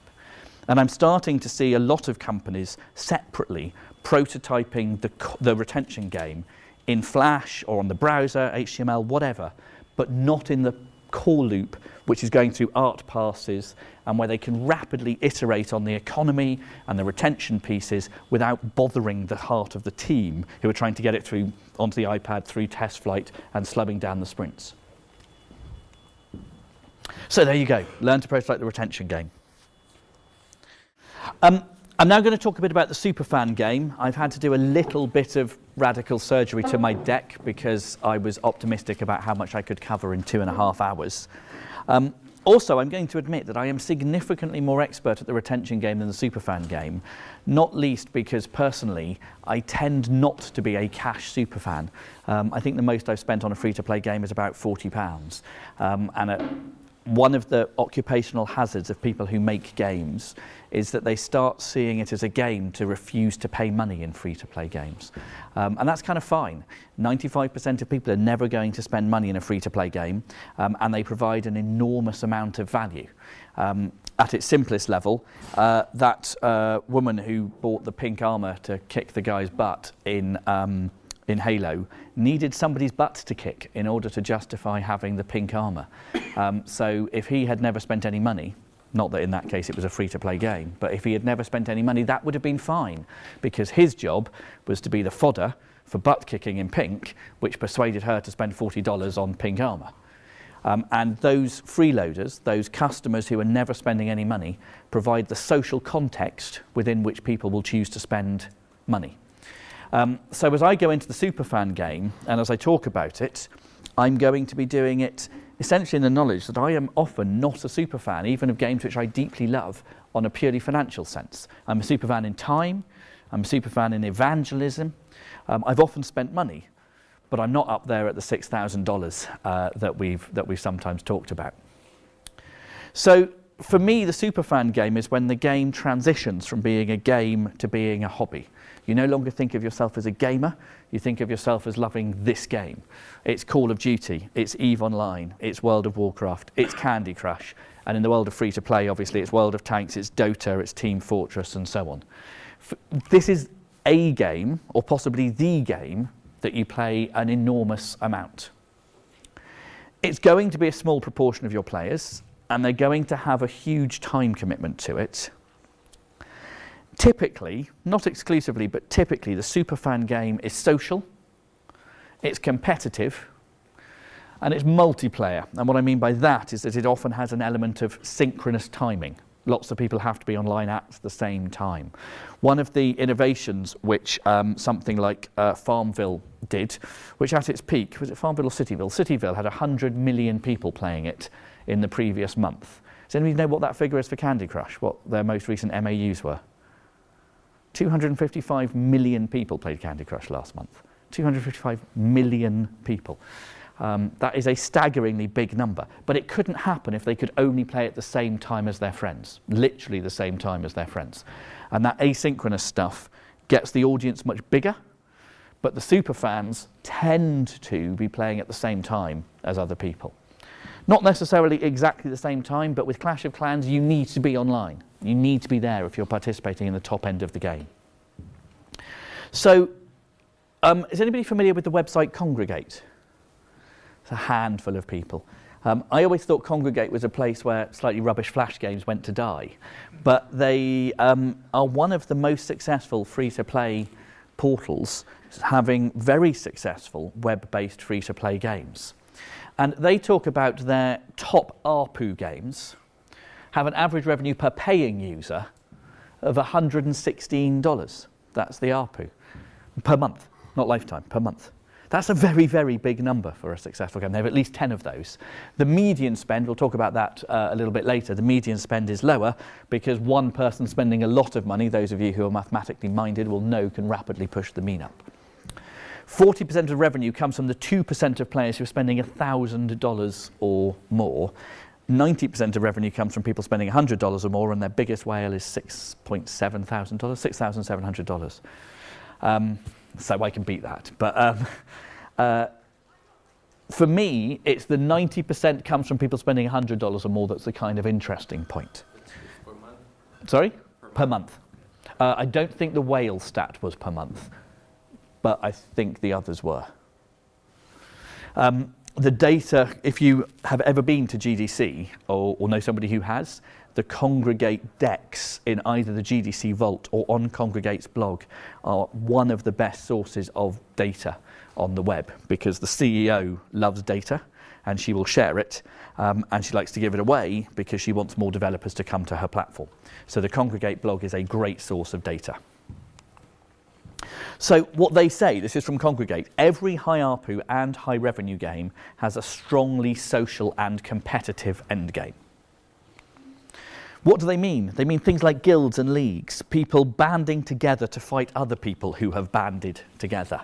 They mean warfare between those guilds or leaderboards, so either direct head-to-head PvP or kind of America versus Russia during the Cold War, who can get to the moon first kind of stuff. Player versus player, whether it's directly synchronous or asynchronous, an important element of status and character progression, and she comes back to say guilds and leagues, they really matter. I don't think you need to put guilds and leagues in your game. I also think you can have a game that doesn't really have these kind of massive superfans and still be very successful. So I believe, I don't know this, and either there are people in the room or you may be able to talk to people, but my suspicion is that Heyday doesn't have an enormous number of superfans, and Clash of Clans has an enormous number of superfans. And the shape of the game is very different in terms of where people pay. I think that you have a lot more people paying something, and a lot more people paying a medium amount in Heyday. In Clash of Clans, I think you'll have a limited number of people spending a bucket load. I suspect it's more dependent on superfans than Heyday is. So, some examples. Rage of Bahamut, I could have used Marvel Alliance, is a collectible card game. I'm actually more familiar with the physical Magic the Gathering or Vampire kind of games. But you can absolutely see how in a collectible card game, somebody who wants the most tactical choices can spend a bucket load of money as they get into their superfan experience. In League of Legends, it's all about playing your different champions. In Clash of Clans, it's it's helping your clanmates out, it's progressing up through, and before long it becomes clear that spending $5,000, there's The Wire did an interview with somebody who was $5,000 down on Clash of Clans. It became his hobby, it became his life, it was what he was doing. And in fact, all the people who Wired found, I wouldn't quite say they were all entirely happy with how much they'd spent, but there was a surprising sense of it was worth it while I did it, even while they were spending lots of money. Mr. World of Tanks, where's the superfan game in there? Because I confess I don't know, I just know that it exists. Is it all around accelerating the speed at which you get equipment? Is it more tactical choices? I know that there are bucket loads of people in there spending lots of money. I just confess I don't know where. I think they have premium ammo and you can get tanks faster if you pay. So it's progression in that sense. Have you played it into the superfan game? I haven't played it, but I've read about it. So one of my suspicions is that what people end up playing for emotional reasons. There is something that matters to them, status, self-expression, importance. And those of us who are outside it often can't fully grasp where and why the emotions are. So I'm sure you're right that they can pay for premium ammo. But my suspicion is that isn't what they're buying. They're buying status, they're buying something, they're buying a position in the leaderboard, they're buying an ability to play more often, they're buying an ability to grind faster. We see in the Far East, people who are bad at a game, particularly a team-based game, will spend lots of money because they're letting their teammates down by a lack of skill, and they should be expected to pay money because they don't have skill. So it's almost it's not a badge of honor because it's admitting you're not very good, but whereas in the West, spending money is cheating, in the East, it's, well, you should spend money because you're not good enough not to spend money, and you'd be letting your clan down if you weren't spending money. There's also a very big flirting component in the Far East. A lot of single guys paying for the gaming habit of single girls as a way of getting closer to them. Things which don't fully make sense to a lot of us in the Western context. This is a game called Stronghold Kingdoms. In Stronghold Kingdoms, it's a game I've worked on. It's basically a game where you build a castle and people attack it and try to knock it down and you attack theirs. The key thing you can buy are strategy cards. Strategy cards which are a bit like a collectible card game cards which you can play for tactical advantage. And you buy packs of them, 5 with lots of different things in them. They're always valuable, but some are more valuable than others. And there are people in there who are deep in a political endgame that the ordinary players have no idea is going on. No idea is happening, but there's a limited bunch of people spending an enormous amount of time and money to control the factions and the glory race. And there's a bunch of players who are just turning up there and building a castle and, you know, tending the economic environment, and they've no idea these political ructions are going on up above their heads for lots of money. Battle Pirates is another game which, again, I don't know it well enough. I shouldn't really put it up because I know it makes lots of money, but I don't know how. And this is one of my favourite examples of a superfan game. This is purely for time. Do you recognise what this is from? Anyone? It's a screenshot of space in EVE Online. And it was the day in which this group of people took down the Band of Brothers, which was that group of people. It took 2 years in the planning. They had to infiltrate somebody into the very highest level of the executive structure of Band of Brothers. That person was a spy. When he got to the top on a particular day, he took down all of the defences across EVE Online when the whole rest of his gang, it was certainly hundreds, I think it was thousands of people, were ready. And in one day, they wiped out an entire corporation, clan, which had been 5 years in the building. And because EVE Online has real money, you can grind your way to earn Titans, or you can pay Plex to get to help you towards Titans. There's an exchange rate between the value of a Titan, the value of the value in dollars. I think it's about $5,000 a Titan, and a whole bunch of them were destroyed on that day. I mean, I think that corporation lost tens of thousands of real-world dollars in a day. It's not free to play. This all happened with people spending an enormous amount of time and effort outside the game. The majority of the EVE Superfan game takes place in forums and on ICQ and in YouTube, and then they come together in the game to execute on their plans. In that case, in EVE, because you can transfer, there is an opportunity to buy ISK for real-world cash. There is an element of that has benefited CCP. But the Superfan game is when people are starting to talk tactics and strategies outside the game, and they are committing real time or real money to these titles. That sort of thing really matters. So if you're building your own game, don't worry too much about the Superfan game. If you don't get the core loop right, if you don't get the retention game right, you ain't got no customers, you ain't got no Superfans, who cares? Have an eye to how you might be able to do clan-based, group-based, whether or not leaderboards are going to be at the heart of what you do when you head towards the Superfan game. But don't worry too much about building it while you're trying to find out whether or not this game has legs. Remember, the Superfan won't exist without the freeloaders. You're not trying to make everybody into a Superfan. There's no point in me going, ha, look at how rich I am, if there aren't lots of people who aren't rich. People won't spend money in that way. I'm not sure we've got time to talk about it, but does anybody remember the app, I Am Rich, on the App Store? $1,000, picture of a diamond. That was it. Its sole purpose was to say to you, hey, I can afford this. Just think what else I could have afforded. That's what it was for. There are many things that might happen in that Superfan game. It's your hobby. It might be about showing off. It might be about having followers. It might be about knowing stuff. It might be about being skilled. It might be about taking down the Band of Brothers. There's any number of things that might drive people. Do start understanding the emotional drivers for your Superfans, and love your freeloaders as well. But remember that you don't necessarily need to build that in from the very beginning. And that bit is really important. You never know who is going to become a Superfan. So you can't just, as somebody walks in the door, you haven't spent for the first week, right, out you go, you're obviously a cheapskate. That's a big mistake in the free-to-play world. So what I'm about to do is to do a very quick exercise so that I can wrap up a little bit of conceptual stuff about monetization. The pyramid is a structure where you build the core loop. That's the foundation of everything. You keep people playing for days and weeks and months, and over time you figure out what it is that the hobbyists and the super fans love, and they will start giving you opportunities to say, we want to give you money to do certain things, and your job as designers is to figure out what you can let them spend on that won't make everybody else hate you, them, and the game. The relationship between the pyramid, which is a design technique, and the funnel, which is a business technique, is very, very close. It's retention which sits in both of them, which is why retention is so important. And there's a poster. So what I'm going to do, it's going to be a super quick exercise, otherwise we're not going to be out of here at 7:30, is if you can kind of break into groups, and I suggest the way you do it is basically you turn round and you take 2 people and you pick 2 people behind you, and we game for groups of about 4, and if you're loose, figure out how to join a group. And we'll do this quickly.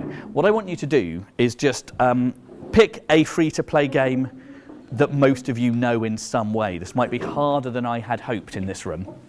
But I put some ideas up there. To agree that within the first 10 seconds, identify as many retention techniques as that game is using. Do they have a score system? Do they have an achievement system? Do they have a 3-star system? Is there a map? Why not? Do they have something which does the same thing a map might do? Do they have leaderboards? Does it matter? What I'm even going to do is put that list up to make it easier.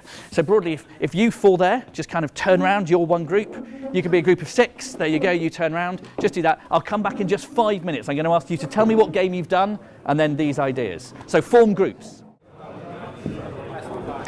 Okay, although this could take a lot longer, then you won't be home for beer by 7:30. So I think we're going to have to stop the group for a moment.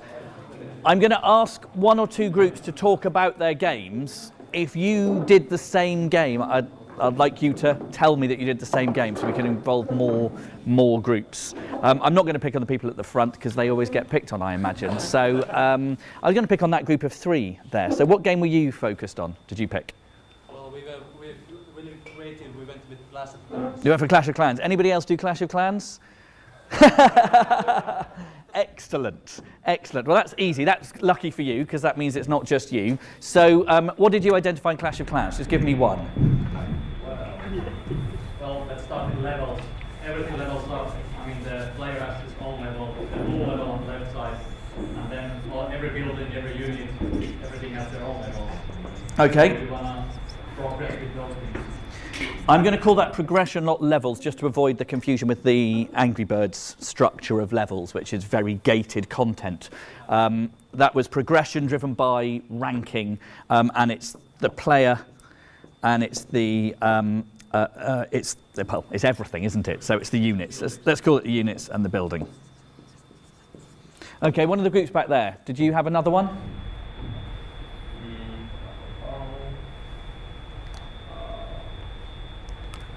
Well, one of the things is seeing what you can attain. So in the shop, you can just browse through everything that you have, or also you can visit other people's villages. Okay, so you've got an idea of what's up, what you can gain. I like the idea as the shop as a retention technique. Everything comes back to retention. It's not just all about monetization. There's a phrase which I'm using quite a lot with my clients, which is pull through. You need some reason for people to go, I've got something I'm working towards, and you can do that with ranks, but you can also do that with stuff in the shop. What was the other phrase you said? Seeing your friends. Was that the other element?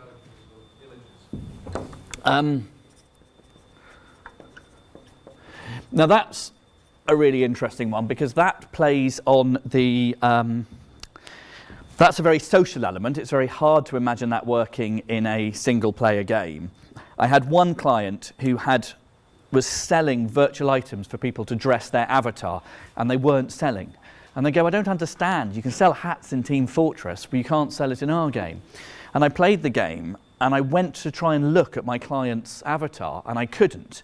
And I said, can you visit each other? And he said, no. I said, so hold on, this is a social game where the only person who can see my avatar is me, and I know the only person who can see the avatar is me. Why would I ever decorate it? When you're on your own, at home, and nobody is looking, do you wear your finest clothes? Or do you just slob out in a dirty old jeans and a t-shirt? The same is true online, exactly the same. And so the idea of other villages, it will actually drive people to do stuff because they'll see other people's villages and go, I can do that. But they'll also go, hold on, they're going to look at mine. And when they look at mine, I don't want to have a rubbish village. I need to make it look prettier. I need to make it more effective in Clash of Clans. But in a game like Farmville, actually, I need a duck pond. I need more pretty trees. I need to make it look pretty. So that social pressure is definitely powerful. Who else was doing Clash of Clans? Any other suggestions? Yeah, I have the positive and negative points. Okay. So when something is feeling ready or fruits are ready, you wait for that, and if you stay too long after then your units gets destroyed. Okay, so you've got the positive, which is collection, and the negative, which is, village destruction.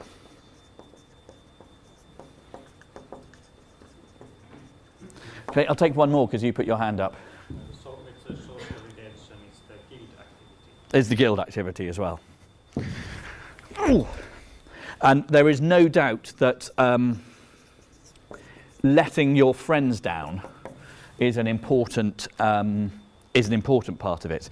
I quit playing MMOs basically when I moved in with the girl who's now my wife, the lady who's now my wife, because I have a rule that when a real human walks into a room where I'm playing a game, I stop playing, because real humans in the room right now matter more. But that's hard to explain to a guildmate when you're on a raid, where you just go, yeah, I know I'm the healer, but I'm busy. You know, that just doesn't work. So broadly, I had to stop. I play games that I can pause, or asynchronous games, because of that rule. And I think that is an important part of understanding that I couldn't figure out a resolution between satisfying my guild responsibilities, as it were, and satisfying my real-world responsibilities. So the only thing to do was to cut ties with one of them. Very glad I made it that way round, but I imagine there are people who made the choice the other way round in that situation. Anybody over here do a different game, a game that wasn't Clash of Clans? What was your game? We had Heyday. Anybody do Heyday? Okay, so you've got a bunch of Heyday people, so let's do Heyday as well. You had Heyday. What were your thoughts for Heyday? It is pretty much the same. That's the problem with doing two Supercell games, isn't it? Okay. In which case, can we think of anything that's different for Heyday? Because you are right, there's an enormous amount that's the same. But anything which is different for Heyday? Because it doesn't have the attacking principle, so... Yeah, we also thought that it was mainly positive, not that negative in like the emotions related to it. And one that was a little bit different was the like social aspect as well as in Clash of Clans, but the like friends require your help a little bit more in like purchasing the like products and so on. So if a friend says, "Oh, my like silo is full, you need to buy something from me." Yeah. Yeah. Yeah. No, I get that absolutely. Any other suggestions or something? And in fact, if you didn't do it, any other suggestions? Something which is a bit different for Heyday from Clash of Clans? It doesn't have any in-game chat, so whenever you want to communicate with your friend, you have to be like in person with him. Or you have an auxiliary. Yeah. I'm going to write ICQ to show my age. One of the most interesting social games in that sense, totally unreplicable, don't repeat this, is Minecraft. Because basically when you start playing Minecraft, it's impossible. The only way to play Minecraft is to go and ask a friend how to play it, or to look it up on a wiki somewhere. Which means across the country there are people at schools and workplaces saying, I downloaded that Minecraft, I know you think it's great, but how the bloody hell do you play it? And you started the connection with somebody going, oh, you like Minecraft too. And they said, well, you just do this, and then you get redstone, and it's all very exciting. And its basic strategy is being so impossible to play, you can't play without asking for help, which I think is why it's been so successful, but is completely impossible to replicate. So don't take that as a strategy. But I think that is a meaningful part of it. Anything else for Heyday? It's a bit tricky for Heyday because you had Clash of Clans first. We were thinking about it as a little bit different on the progression. It shows the case unlocking level 18, for example. Yeah, absolutely. So the cave and the boat and the fishing boat and all that stuff unlocking. It's a very visual pull through. It's a very real, obvious sense. Oh, I can see that's coming. I can see that's coming.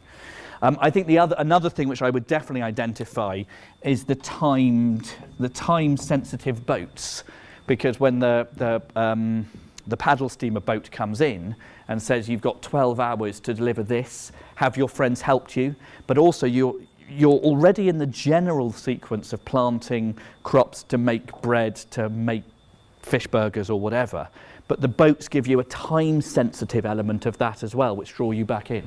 That's actually different changes in the dynamics of the game. Yes. And that's kind of what I've been talking with the people, maybe women who play that game. Right. It's kind of a problem point for them, because it can change the dynamics of relaxing game at first. You feel, and suddenly you are in a hurry, and it's kind of... That's a really, really interesting point. I worked with IPC Media, I worked on a portal for basically female gamers. IPC Media is the largest magazine publisher of women's weeklies in the UK, and TV magazines and interviews with soap opera stars and all that stuff. And they had a portal which just used, I mean, they weren't a game company, they were a portal company that sold ads around it, but they had Bejeweled Blitz and Zuma and a bunch of, licensed games in there. And the guy who ran it left and was replaced by the former head of ad sales there, who was looking at the metrics and kind of going, people aren't playing our games. I know they're not incentivized. Let's take out all of these free games and replace them with skill-based games where they can place 10p down, and if they're lucky, they can get back 50 pence if they play it well, because that will really motivate people. And the numbers just collapsed. I mean, completely collapsed. Because that was a sales guy's mentality. Why would you play if there's no reward? And all of the research we'd done said that people came here, it's the half hour in my day that's mine. I just want some quiet time, some relaxing time. Watching my wife playing Candy Crush, she loves it, but when she gets the time levels, the Bejeweled Blitz levels, she's going, oh, this isn't the game I'm playing. This isn't relaxing, this is intense. I like it when I can play Candy Crush over days if necessary, not under time pressure. So I totally hear your point that it changes the game. I think it's a very powerful retention technique. So the question is whether or not, on balance, it goes, by the time you've got to that level, this is a game for superfans. It won't have escaped your attention that you can spend gems in order to make sure you fill your boat. And without that, you might go, why would I ever spend gems? But all of a sudden, there's a reason. So I think there's a reasonable possibility that is an intentional threshold, a bit like the Candy Crush level 35, where you go, if you're not making it past this, if you're not prepared to ask your friends, if you're not prepared to spend money, then actually maybe this game isn't for you. And I think the boat might be part of that, although much less harsh than the Candy Crush one. I'm going to stop that exercise because I think we could go on for much longer about that and discover a lot more. You will, by now, have grasped how focused I am, there we go, how focused I am on retention. As you are, I know that Aalto told me you're going to be doing quite a lot of analysis as to what games, of some of these games and why they work. Really, I think focus on the retention piece. The question there about do I think energy was a monetization device, not a retention device? If it doesn't motivate you for retention, it is hard to imagine why people would pay for it in some way. The two have to be connected. People are spending money not to avoid pain, because that isn't a long-term process. It's because there is a thing they really want. And they can spend time or money. If you get the retention right, the monetization follows. And whenever I work on games, maybe because I've been doing this for a long time now, I don't worry about the monetization at the beginning. They always say, think about the business model. I absolutely do that. But I'm confident that once we've got the core loop and the retention game working, we'll be able to figure out something that people will voluntarily pay for once you've got those two things working in harmony. I now have 20 minutes. That's the end of session one. That was meant to happen at 6:30. I've now got 20 minutes to do a 40-minute talk. So if you do have to put two hands up because I'm speaking too fast, do so. What I'd like to do, does anybody recognise him? Not the Cookie Monster, the other one. Tell me who he is. Tim Schafer. It's Tim Schafer. So Tim Schafer makes video games that nobody wants to play. Or that's what publishers told him. They said there is no market for point-and-click adventures. He made lots of successful point-and-click adventures in the 1990s, and then we all started just wanting to shoot people in the head in Call of Duty type games, and they said, there are no gamers who like your type of games. And 2 years ago now, he said, wouldn't it be great if there was a way of asking the community of gamers if they actually did want to give me money to make a game? And he announced Double Fine Adventure, which was basically a game which he said nothing about, except it's a game like I used to make, will you give me money? And he went to Kickstarter, and he said, if you give me $15, when I make the game, you can have it. If you give me $30, when I make the game, you can have the game and a documentary of the game. If you give me $100, you'll get a special edition box with the game and the documentary and a t-shirt and a poster, and joy for having backed the special edition box. For $1,000, I will get the artists in the team to paint a picture of you in the style of the game. And for $10,000, you can come and have lunch with me. Did anybody back the double fine campaign in the room? Just 2 of you. This is clearly the core gamer group around here. I once, at one of these sessions, had a guy who paid $10,000 to have lunch with Tim Schafer in the room. So he went to Kickstarter and said, will you give me $400,000 to make a game? Well, actually $300,000 to make a game, $100,000 to make a documentary. He hit that target on day one, and he raised $3.3 million over the first 30 days from 87,000 backers. Those of you who've paid attention will know that he then has now said, yeah, actually it's going to take me $8 million to make the game, and he had to release a much smaller game earlier and hope the sales of that one will fund the sales of the rest of him, which is the main reason Tim Schafer struggled to get backing from publishers, not the fact that they didn't like point-and-click adventures, or at least an important reason. So the average, those of you who are mathematically minded could have done that in your head, and it's around about $40, which is about what you'd expect to pay for a top-end PC game. But that average is very, very misleading. So me being a former banker, I did some spreadsheet work.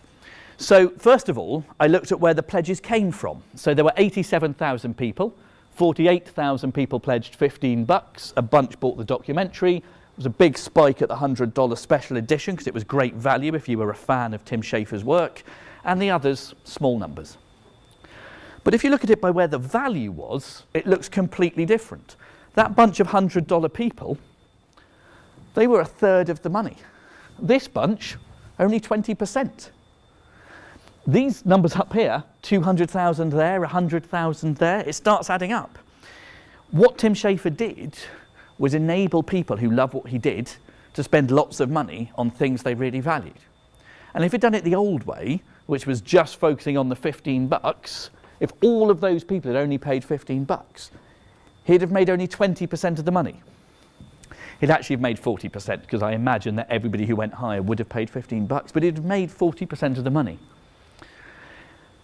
I kept doing spreadsheet work, so I looked at it again. Of the people who spent $1,000 or more, there should be an equal sign on there, 0.1% of the pledges, so hardly anybody, but 6% of the money. At $250, 1% of the pledges, 15% of the money. This is the biggie. $100 or more, 15% of the pledges, 52% of the money. So we're seeing again and again on Kickstarter and Indiegogo and other crowdfunding sites this pattern, that 20% of the audience make up 50% of the revenue or more. And the reason why Kickstarter and Indiegogo and similar sites are changing the world is not because they're replacing publishers. It's because they're allowing variable pricing into the relationship between artist and fan. And that's what Tim Schafer did that was kind of amazing, was showing this off. You sort of saw that same figure, that $100 figure for Congregate, if you remember. It was 90% of the revenue came from people spending $100 or more. So even more, I don't actually know that figure for that, unfortunately, but an even more focus. So I'm going to take you on a vaguely conceptual journey for a moment, and I'm going to leave you hanging on the practicals because we're going to run out of time, I'm afraid. But when people are moving from a physical world to a digital world, from the world of AAA to free-to-play, they are trapped in what I call the tyranny of the physical. And the tyranny of the physical is that we tend to view the world through a lens that assumes that it's constrained by a normal distribution. What do I mean by that?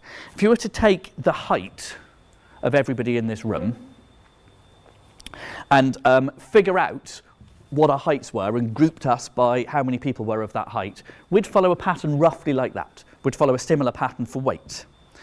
But if you did it by wealth, which is not a property constrained by physical laws, it would look nothing like that. I'm about to illustrate that.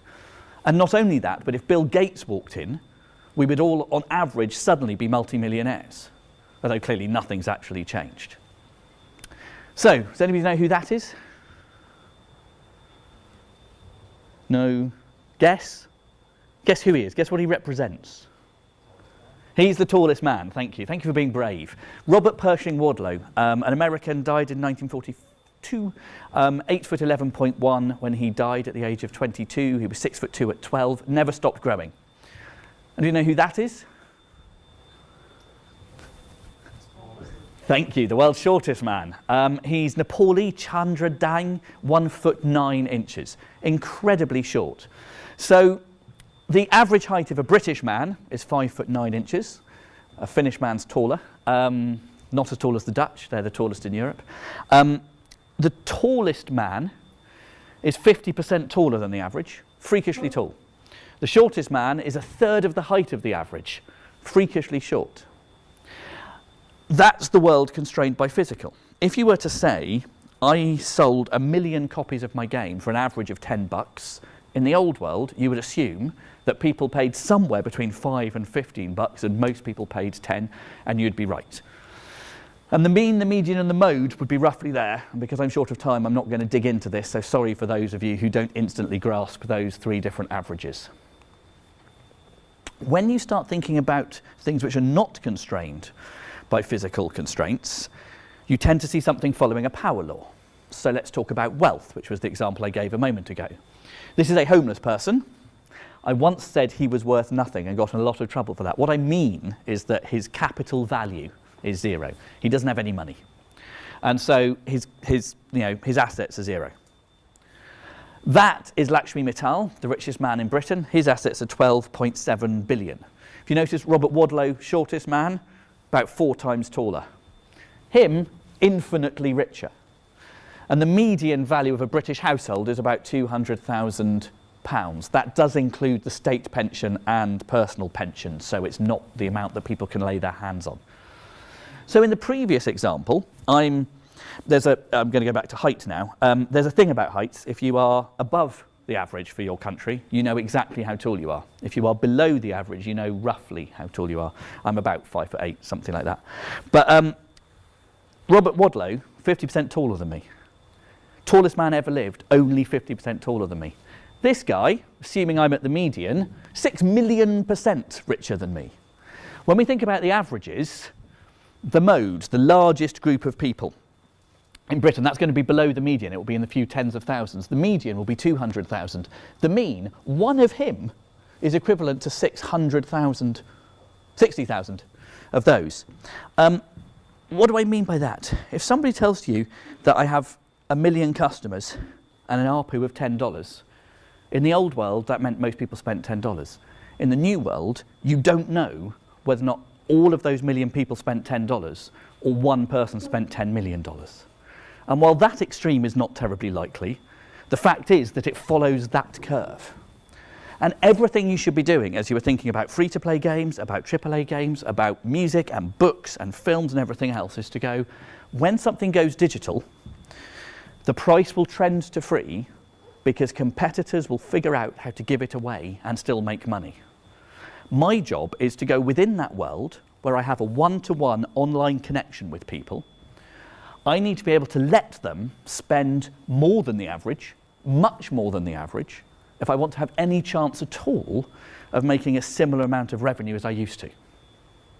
Let me put it into very simple terms in terms of music. A big music fan when I was growing up would buy an album a week for about $10, spending $500 a year. A music fan today would go, why would I do that? I can get all the music I want for free. But what they will do is spend money on their favourite band. Whether or not it's gigging or t-shirts or being the first to get the physical item, they will want some albums physically to say, I care about this band. They are more likely to allocate $100 to each of 5 bands than to allocate $10 to each of 50 bands. And our job is to give them something that they value enough to give us that $100, to give us that $1,000. And in music, we tend to focus on thinking about gigs, which is one element of it, but it's not the only one, because there are lots of things that people value. This talk is very drawn from my book, The Curve, and free-to-play isn't about free. It's not the important bit. The important bit is the variable demand. You don't even need to be free. This strategy can work with a paid game.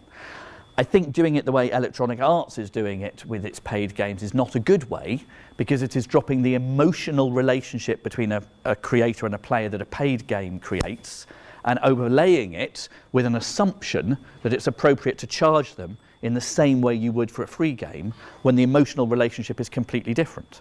So I have no issue with variable pricing on a paid game. And they have quite a lot of issue with dropping a free-to-play model straight on top of a paid game without adapting it for the difference of the emotional connection you have with your players. So what AAA studios tend to ask is, how can I get a customer who won't spend $60 to spend $6?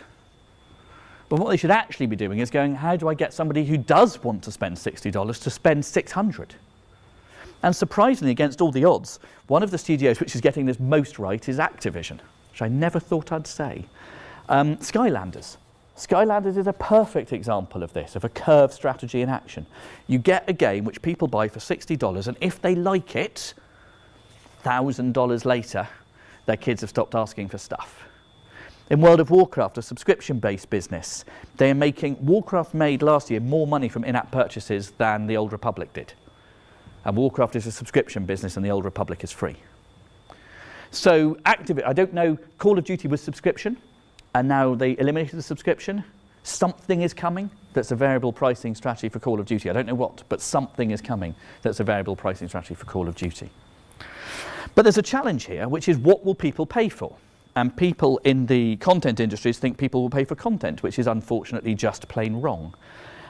People will very soon expect to get all the content they want forever for free, and you'll need to sell them something else, including the I paid for this, is what they're actually paying for.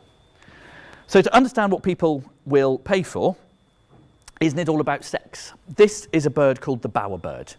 It perplexed biologists for a very long time because the male bowerbird, this blue creature here, built a bower on the ground. It's not a nest, because once he's mated, the female has to go off and build a nest for the eggs. But it looks a bit like a nest. It's on the ground. It's open to the elements, so it's no good for that. It doesn't protect from predators. It's no good for that. It's big and enormous. And it's decorated with blue stuff. And life became a lot easier for the bowerbird when we invented blue plastic clothes pegs. And biologists going, why? Why does he do this? Why does he do it? And then the female comes along and looks at him and makes him do a dance, and then goes away and comes back and makes him do another dance, and after a while go, okay, I like your bower, I like your dance, let's have babies. And then they have babies, and then he buggers off and is a rubbish father because she has to go and build a nest. Why? And in 1975, a biologist called Amos Zahavi posited the idea of the handicap principle. And he said, if we don't understand why something is happening in nature, maybe its job is to prove that this creature has energy to squander, to waste, surplus energy, which would be good for passing on to the next generation of creatures. And how does he prove that he has energy to squander? He squanders it. He wastes it. That's what he's doing. So he's building this big nest. Wasteful. He's essentially saying to the female, look, I can waste all of this energy and still feed myself and not be eaten by predators. And she says, do a dance to prove it. And he does. And then they do it again. And he's saying, look, wouldn't you rather that the next generation of chicks had my genes rather than the genes of that dweeb bowerbird over there with a tiny nest and 3 clothes pegs? Because mine will be better for the next generation. And if you weren't such a rubbish father, wouldn't you like my energy to bring our chicks up rather than to ignore them? This handicap principle, it's not just male-female, it goes both directions, and it's basically used again and again to explain the nightingale's song and the peacock feathers. And in humans, not only do we do this in the mating game, but over generations it's been socialized. It's become part of how we interact with other people, not just for mate selection, though that's a core part of it, but also how we view ourselves and our position within society. And to illustrate that, there's peacock feathers, a collection of wines. Look at me, look how much money I've got that I can spend it on wine. Or knowledge about wines. Look at me, look at how much energy I must have that I can buy this house and feed myself and look after myself and still gather all of this surplus and unnecessary knowledge about wine. People who have 3 degrees are saying, look, I can do all this stuff and still feed myself and be really clever and not contribute anything to society, sorry. And I must, that's a way of demonstrating my surplus energy. Mandarins in 17th century China would have fingernails so long that they couldn't pick up cups or chopsticks or toothbrushes. And they were basically saying, I can afford to have servants to attend to my every whim. Look at how rich I must be. This is the complete works of Terry Pratchett. I have the complete works of Star Wars on my bookshelves. That is the handicap principle. I can afford to have a comprehensive universe, a comprehensive knowledge of the expanded universe of Star Wars and still feed myself and clothe myself and dress in smart shirts. Wouldn't you love to have me as a mate? You've never heard Star Wars as a mating strategy used ever before. The basic point is that we've now moved this way beyond mating strategy. Everything we do is social. And the reason why this matters for free-to-play games is not quite just Facebook, but it's basically Facebook. Halfway through last year, Facebook hit a milestone where 1 billion people logged on to Facebook in a single month. Those billion people have an average of 150 friends. I nearly did air quotes of friends, but actually for a lot of us, there are people we talk to and connect with and have real friendships more often on Facebook than we see in the real world. I have friends who I've never met, who I only know via Twitter. I say that with hesitation because I don't think I can count them as a friend until I've met them, had a beer or a coffee or something, but they're pretty darn close. All of this stuff is about socialization. It's about demonstrating who you are in some way in a context, in a social context. It's not just about conspicuous consumption. That's the easiest one to understand. Bling, people paying $1,000 for the I Am Rich app, that's the easiest to understand. But knowledge, or I tracked down this obscure album, or these particular clothes from a bohemian shop, or this is how I choose to dress, look at how different I am. I'm about to talk about goths and emos. I'm too old to tell the difference. But what they're saying is, look at me, how different I am. They all look the same. They're paying something for some kind of social context. I'm going to just have to leave you with the thought that says that is what is happening with virtual goods in a free-to-play world. People are not buying gems. They're not buying currency. They're buying something social. That might be progression.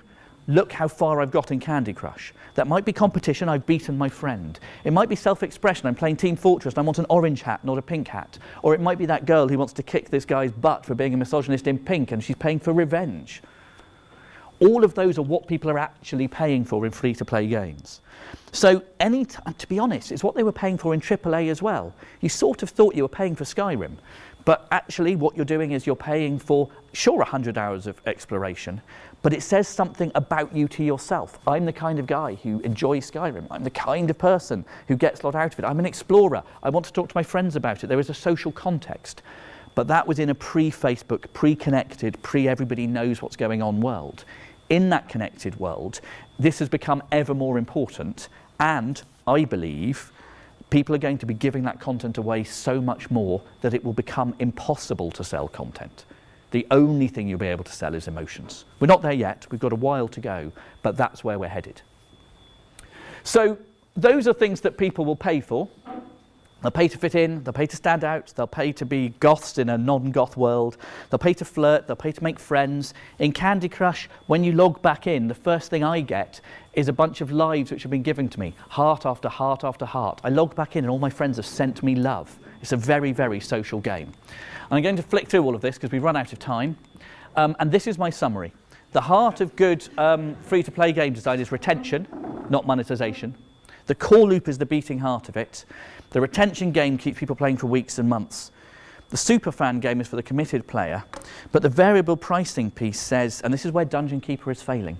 The people who designed Dungeon Keeper thought that energy is a monetization mechanic, not a retention mechanic. People spend because we can skin a box, manipulate them through conditioning.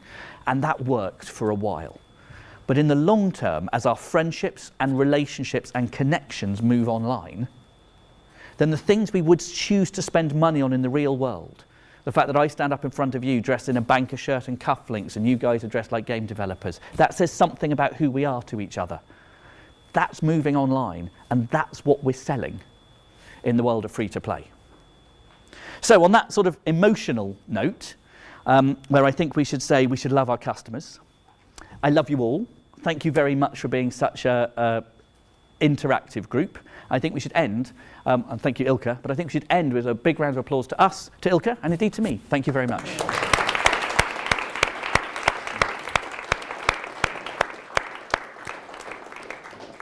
Any questions to Nicolas? I'm very happy to answer questions. I'm very happy to hang around. If people need to dash, I won't be offended, because I did take you right to 7:30. What's your say on building these superfan game elements on a mobile games and then on like PC games, I would assume that it's a lot easier to make a PC game that kind of It is much easier to make a free-to-play game attract superfans on a core title. I agree. Having said that, Supercell has unequivocally got $5,000 spenders on Clash of Clans, and that's a matter of public record. There's a second issue, which is that core gamers are embarrassed to admit that they've spent money on free-to-play games at all, much more embarrassed to admit they've spent them on mobile or tablet free-to-play games, and yet they continue to be, in most of the surveys, the biggest group of people who spend money on free-to-play games. They just deny it. That's going to pass. The stigma of core gamers going, well, I can't admit to paying money for free-to-play, will pass. It might take another decade, but as you get a whole bunch of 10-year-olds playing iPad games now, becoming 15-year-olds playing League of Legends and Team Fortress and everything else, they're just going to assume that there are people who spend and people who don't. And then they're going to go to college and still not have any money and not spend, and then they're going to get jobs and suddenly find they don't have any time, and all of a sudden they'll be spending like crazy, and it will all be over. In a good way, that is. So I do think it is much easier on PC. I do think it is much easier. There's also a possibility that it is easier at the moment to acquire customers on PC. It is easier to mobilize a community and a tribe. Having said that, the community and tribe that is easiest to mobilize on PC is the community and tribe who hates free-to-play with a passion and wants to support indie Steam games. Although Steam, writ large, is a free-to-play game. Valve is the most psychologically manipulative games company there is, beat Zynga into the ground. Let's do a quick quiz. Who here has bought a game on Steam? Who here has bought a game in a Steam sale? Who here has bought a game in a Steam sale and never played it? Who has more than 3 games they've never played? 5 they've never played? 10 they've never played? 20 they've never played?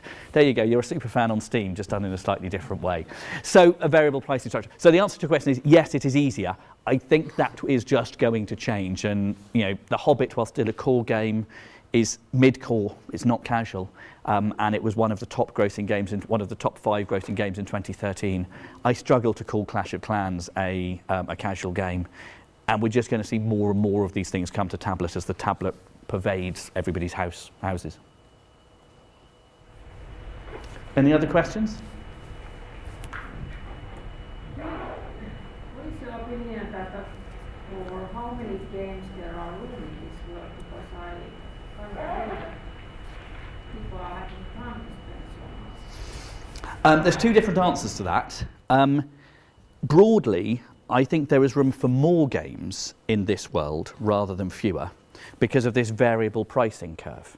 So I know several companies with 200,000 monthly active users or less making between $10 and $20 million a year. Some on mobile, some on PC. Nobody's ever heard of those games because they've got 200,000 monthly active users or less, but they're committed audiences who will spend a lot of money on those titles, and so there are more of them. If you follow that strategy, you can be a niche company who can comfortably employ 10 to 30 people, and if you get lucky, you become the next Supercell. Whereas in the old model, you had to shoot to be the old Supercell, and that was your only option because you needed 1 million people to all pay $40. So how many people are there who can be at the top of the charts? Well, 10, and for the last year it's been the same 10 because they've got really, really good at retention and spending money on it. And if your question was how much room is there at the top of the charts, I'd completely agree with you. It's tricky, and you have to almost wait for somebody to make a misstep in order to have a chance at that top. Some people will make a misstep, there is potential. But if you're just thinking, I want to make a game that people love, I want to be able to pay for 10 to 20 people to work in Tampa or in Helsinki or Espoo and have not just a decent living, but a great living, making content for people who love what I do, I think there is a lot more capacity. It is getting harder because the acquisition is a problem. That's why I obsess so much about retention, because if you get retention right, if everybody who comes through the door sticks and a lot of them spend, and you have a variable pricing strategy, you'll be able to afford to buy the customers who like what you do and stay there. I'd like to ask, what's your advice for pitching games that are still under development if you're talking to, for example, potential publishers or bloggers or stuff like that? Okay, the 4 scariest words in English. I took your advice. So I'm a big believer in the lean startup. In fact, my very last slide was that one. Nobody knows anything, which I find, including me, I find that deeply reassuring. We're going into a world where nobody knows anything. What we should be doing is figuring out how to work out what we need to know as fast as possible. So your question was, how should I pitch to publishers and bloggers?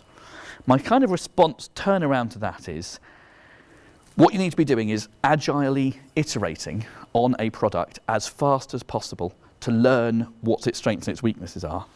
Unfortunately, publishers and bloggers still have a habit of being filled with slightly dim marketing people who get excited by shiny. And shiny is the death of iteration. Because when you make this core loop really shiny and you want to make a small change, you can't, because it's so expensive in terms of assets.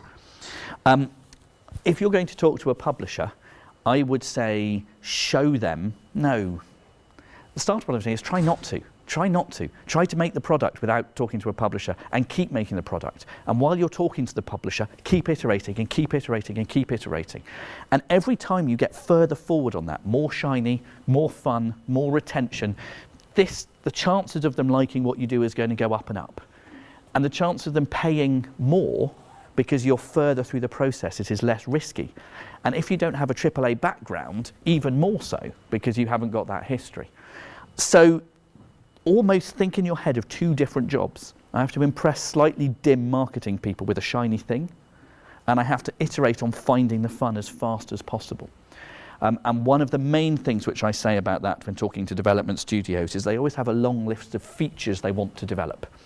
Features are what marketing departments need to put on the back of a box to sell the promise of a game. Who cares if anybody likes it, I've got their money. But in the world of free-to-play, it's not about features, it's about objectives. Each feature exists in order to do a thing, to make the game more fun for some value of fun, to drive conversion, to drive retention, to drive monetization. If you figure out what all of these features are for and go, right, well, that one is really about, I'm worried there isn't enough fun in this game. You should always be worried about that. This is for fun. I need to prioritize this over incorporating a shop or a conversion. But now the core game's fun. I'm lacking this, this, or this, and keep doing that. Meanwhile, keep the conversations with the publishers.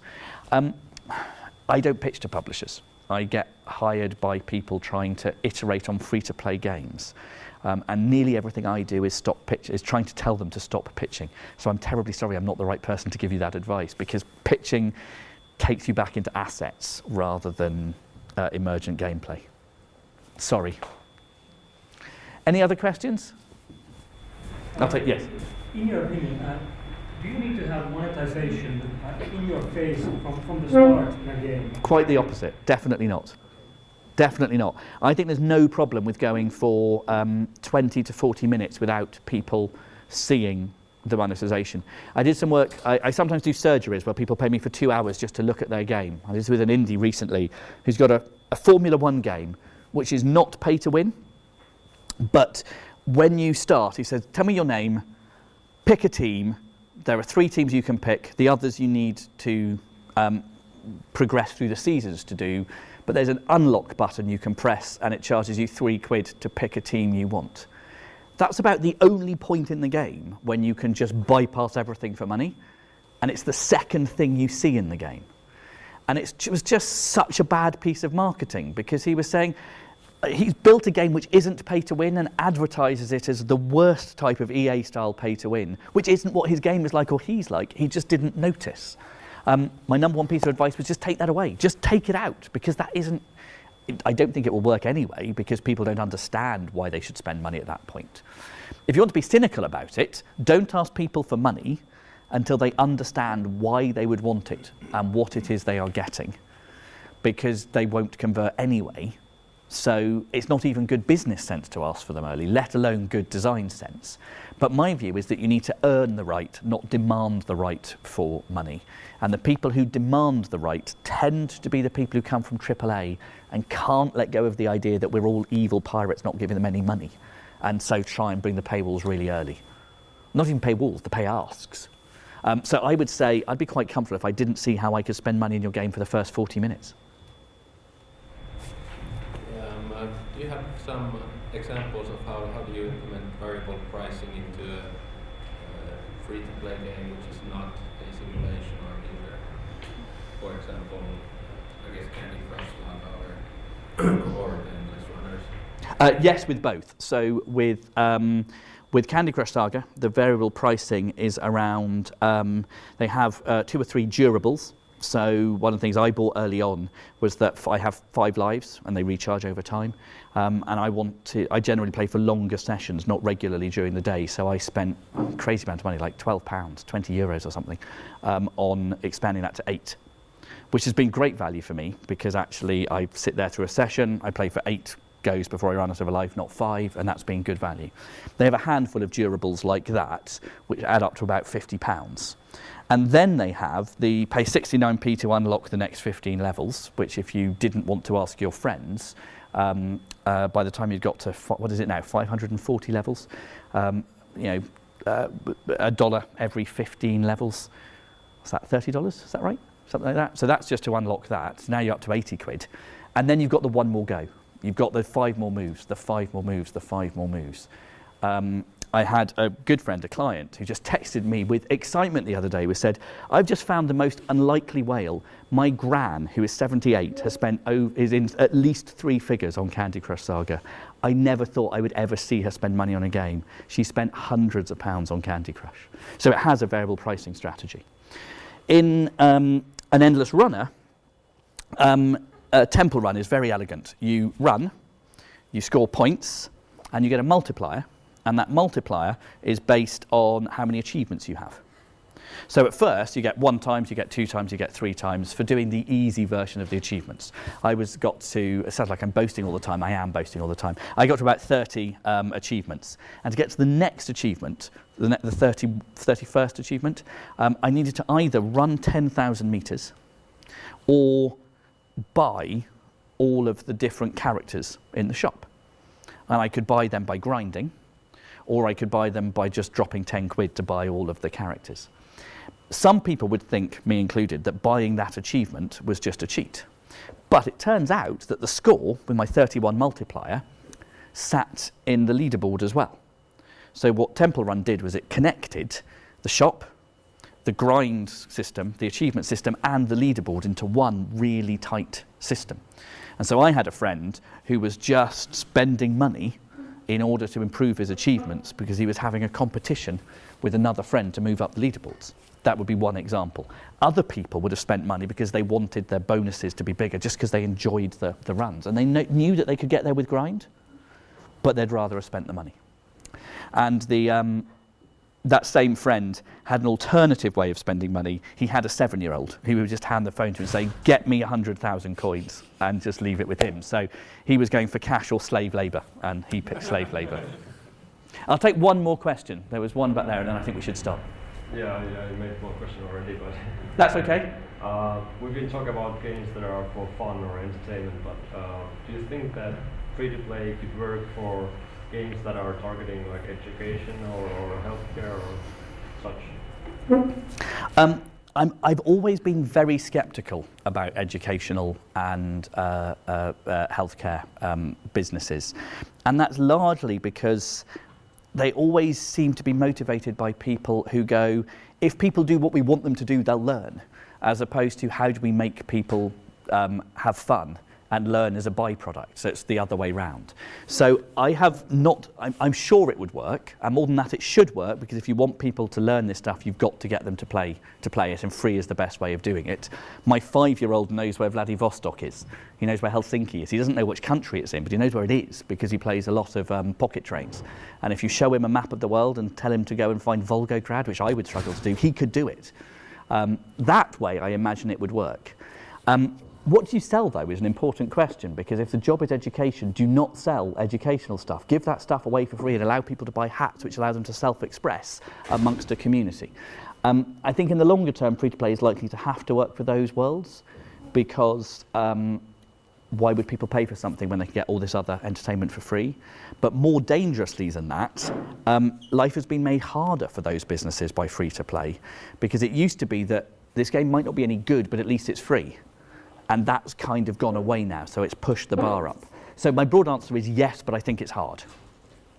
We're losing lots of people now, so I think we should probably say we are a little bit late. We should let people go. I'll hang around for another 10 or 15 minutes if people want to ask me questions, but thank you very much.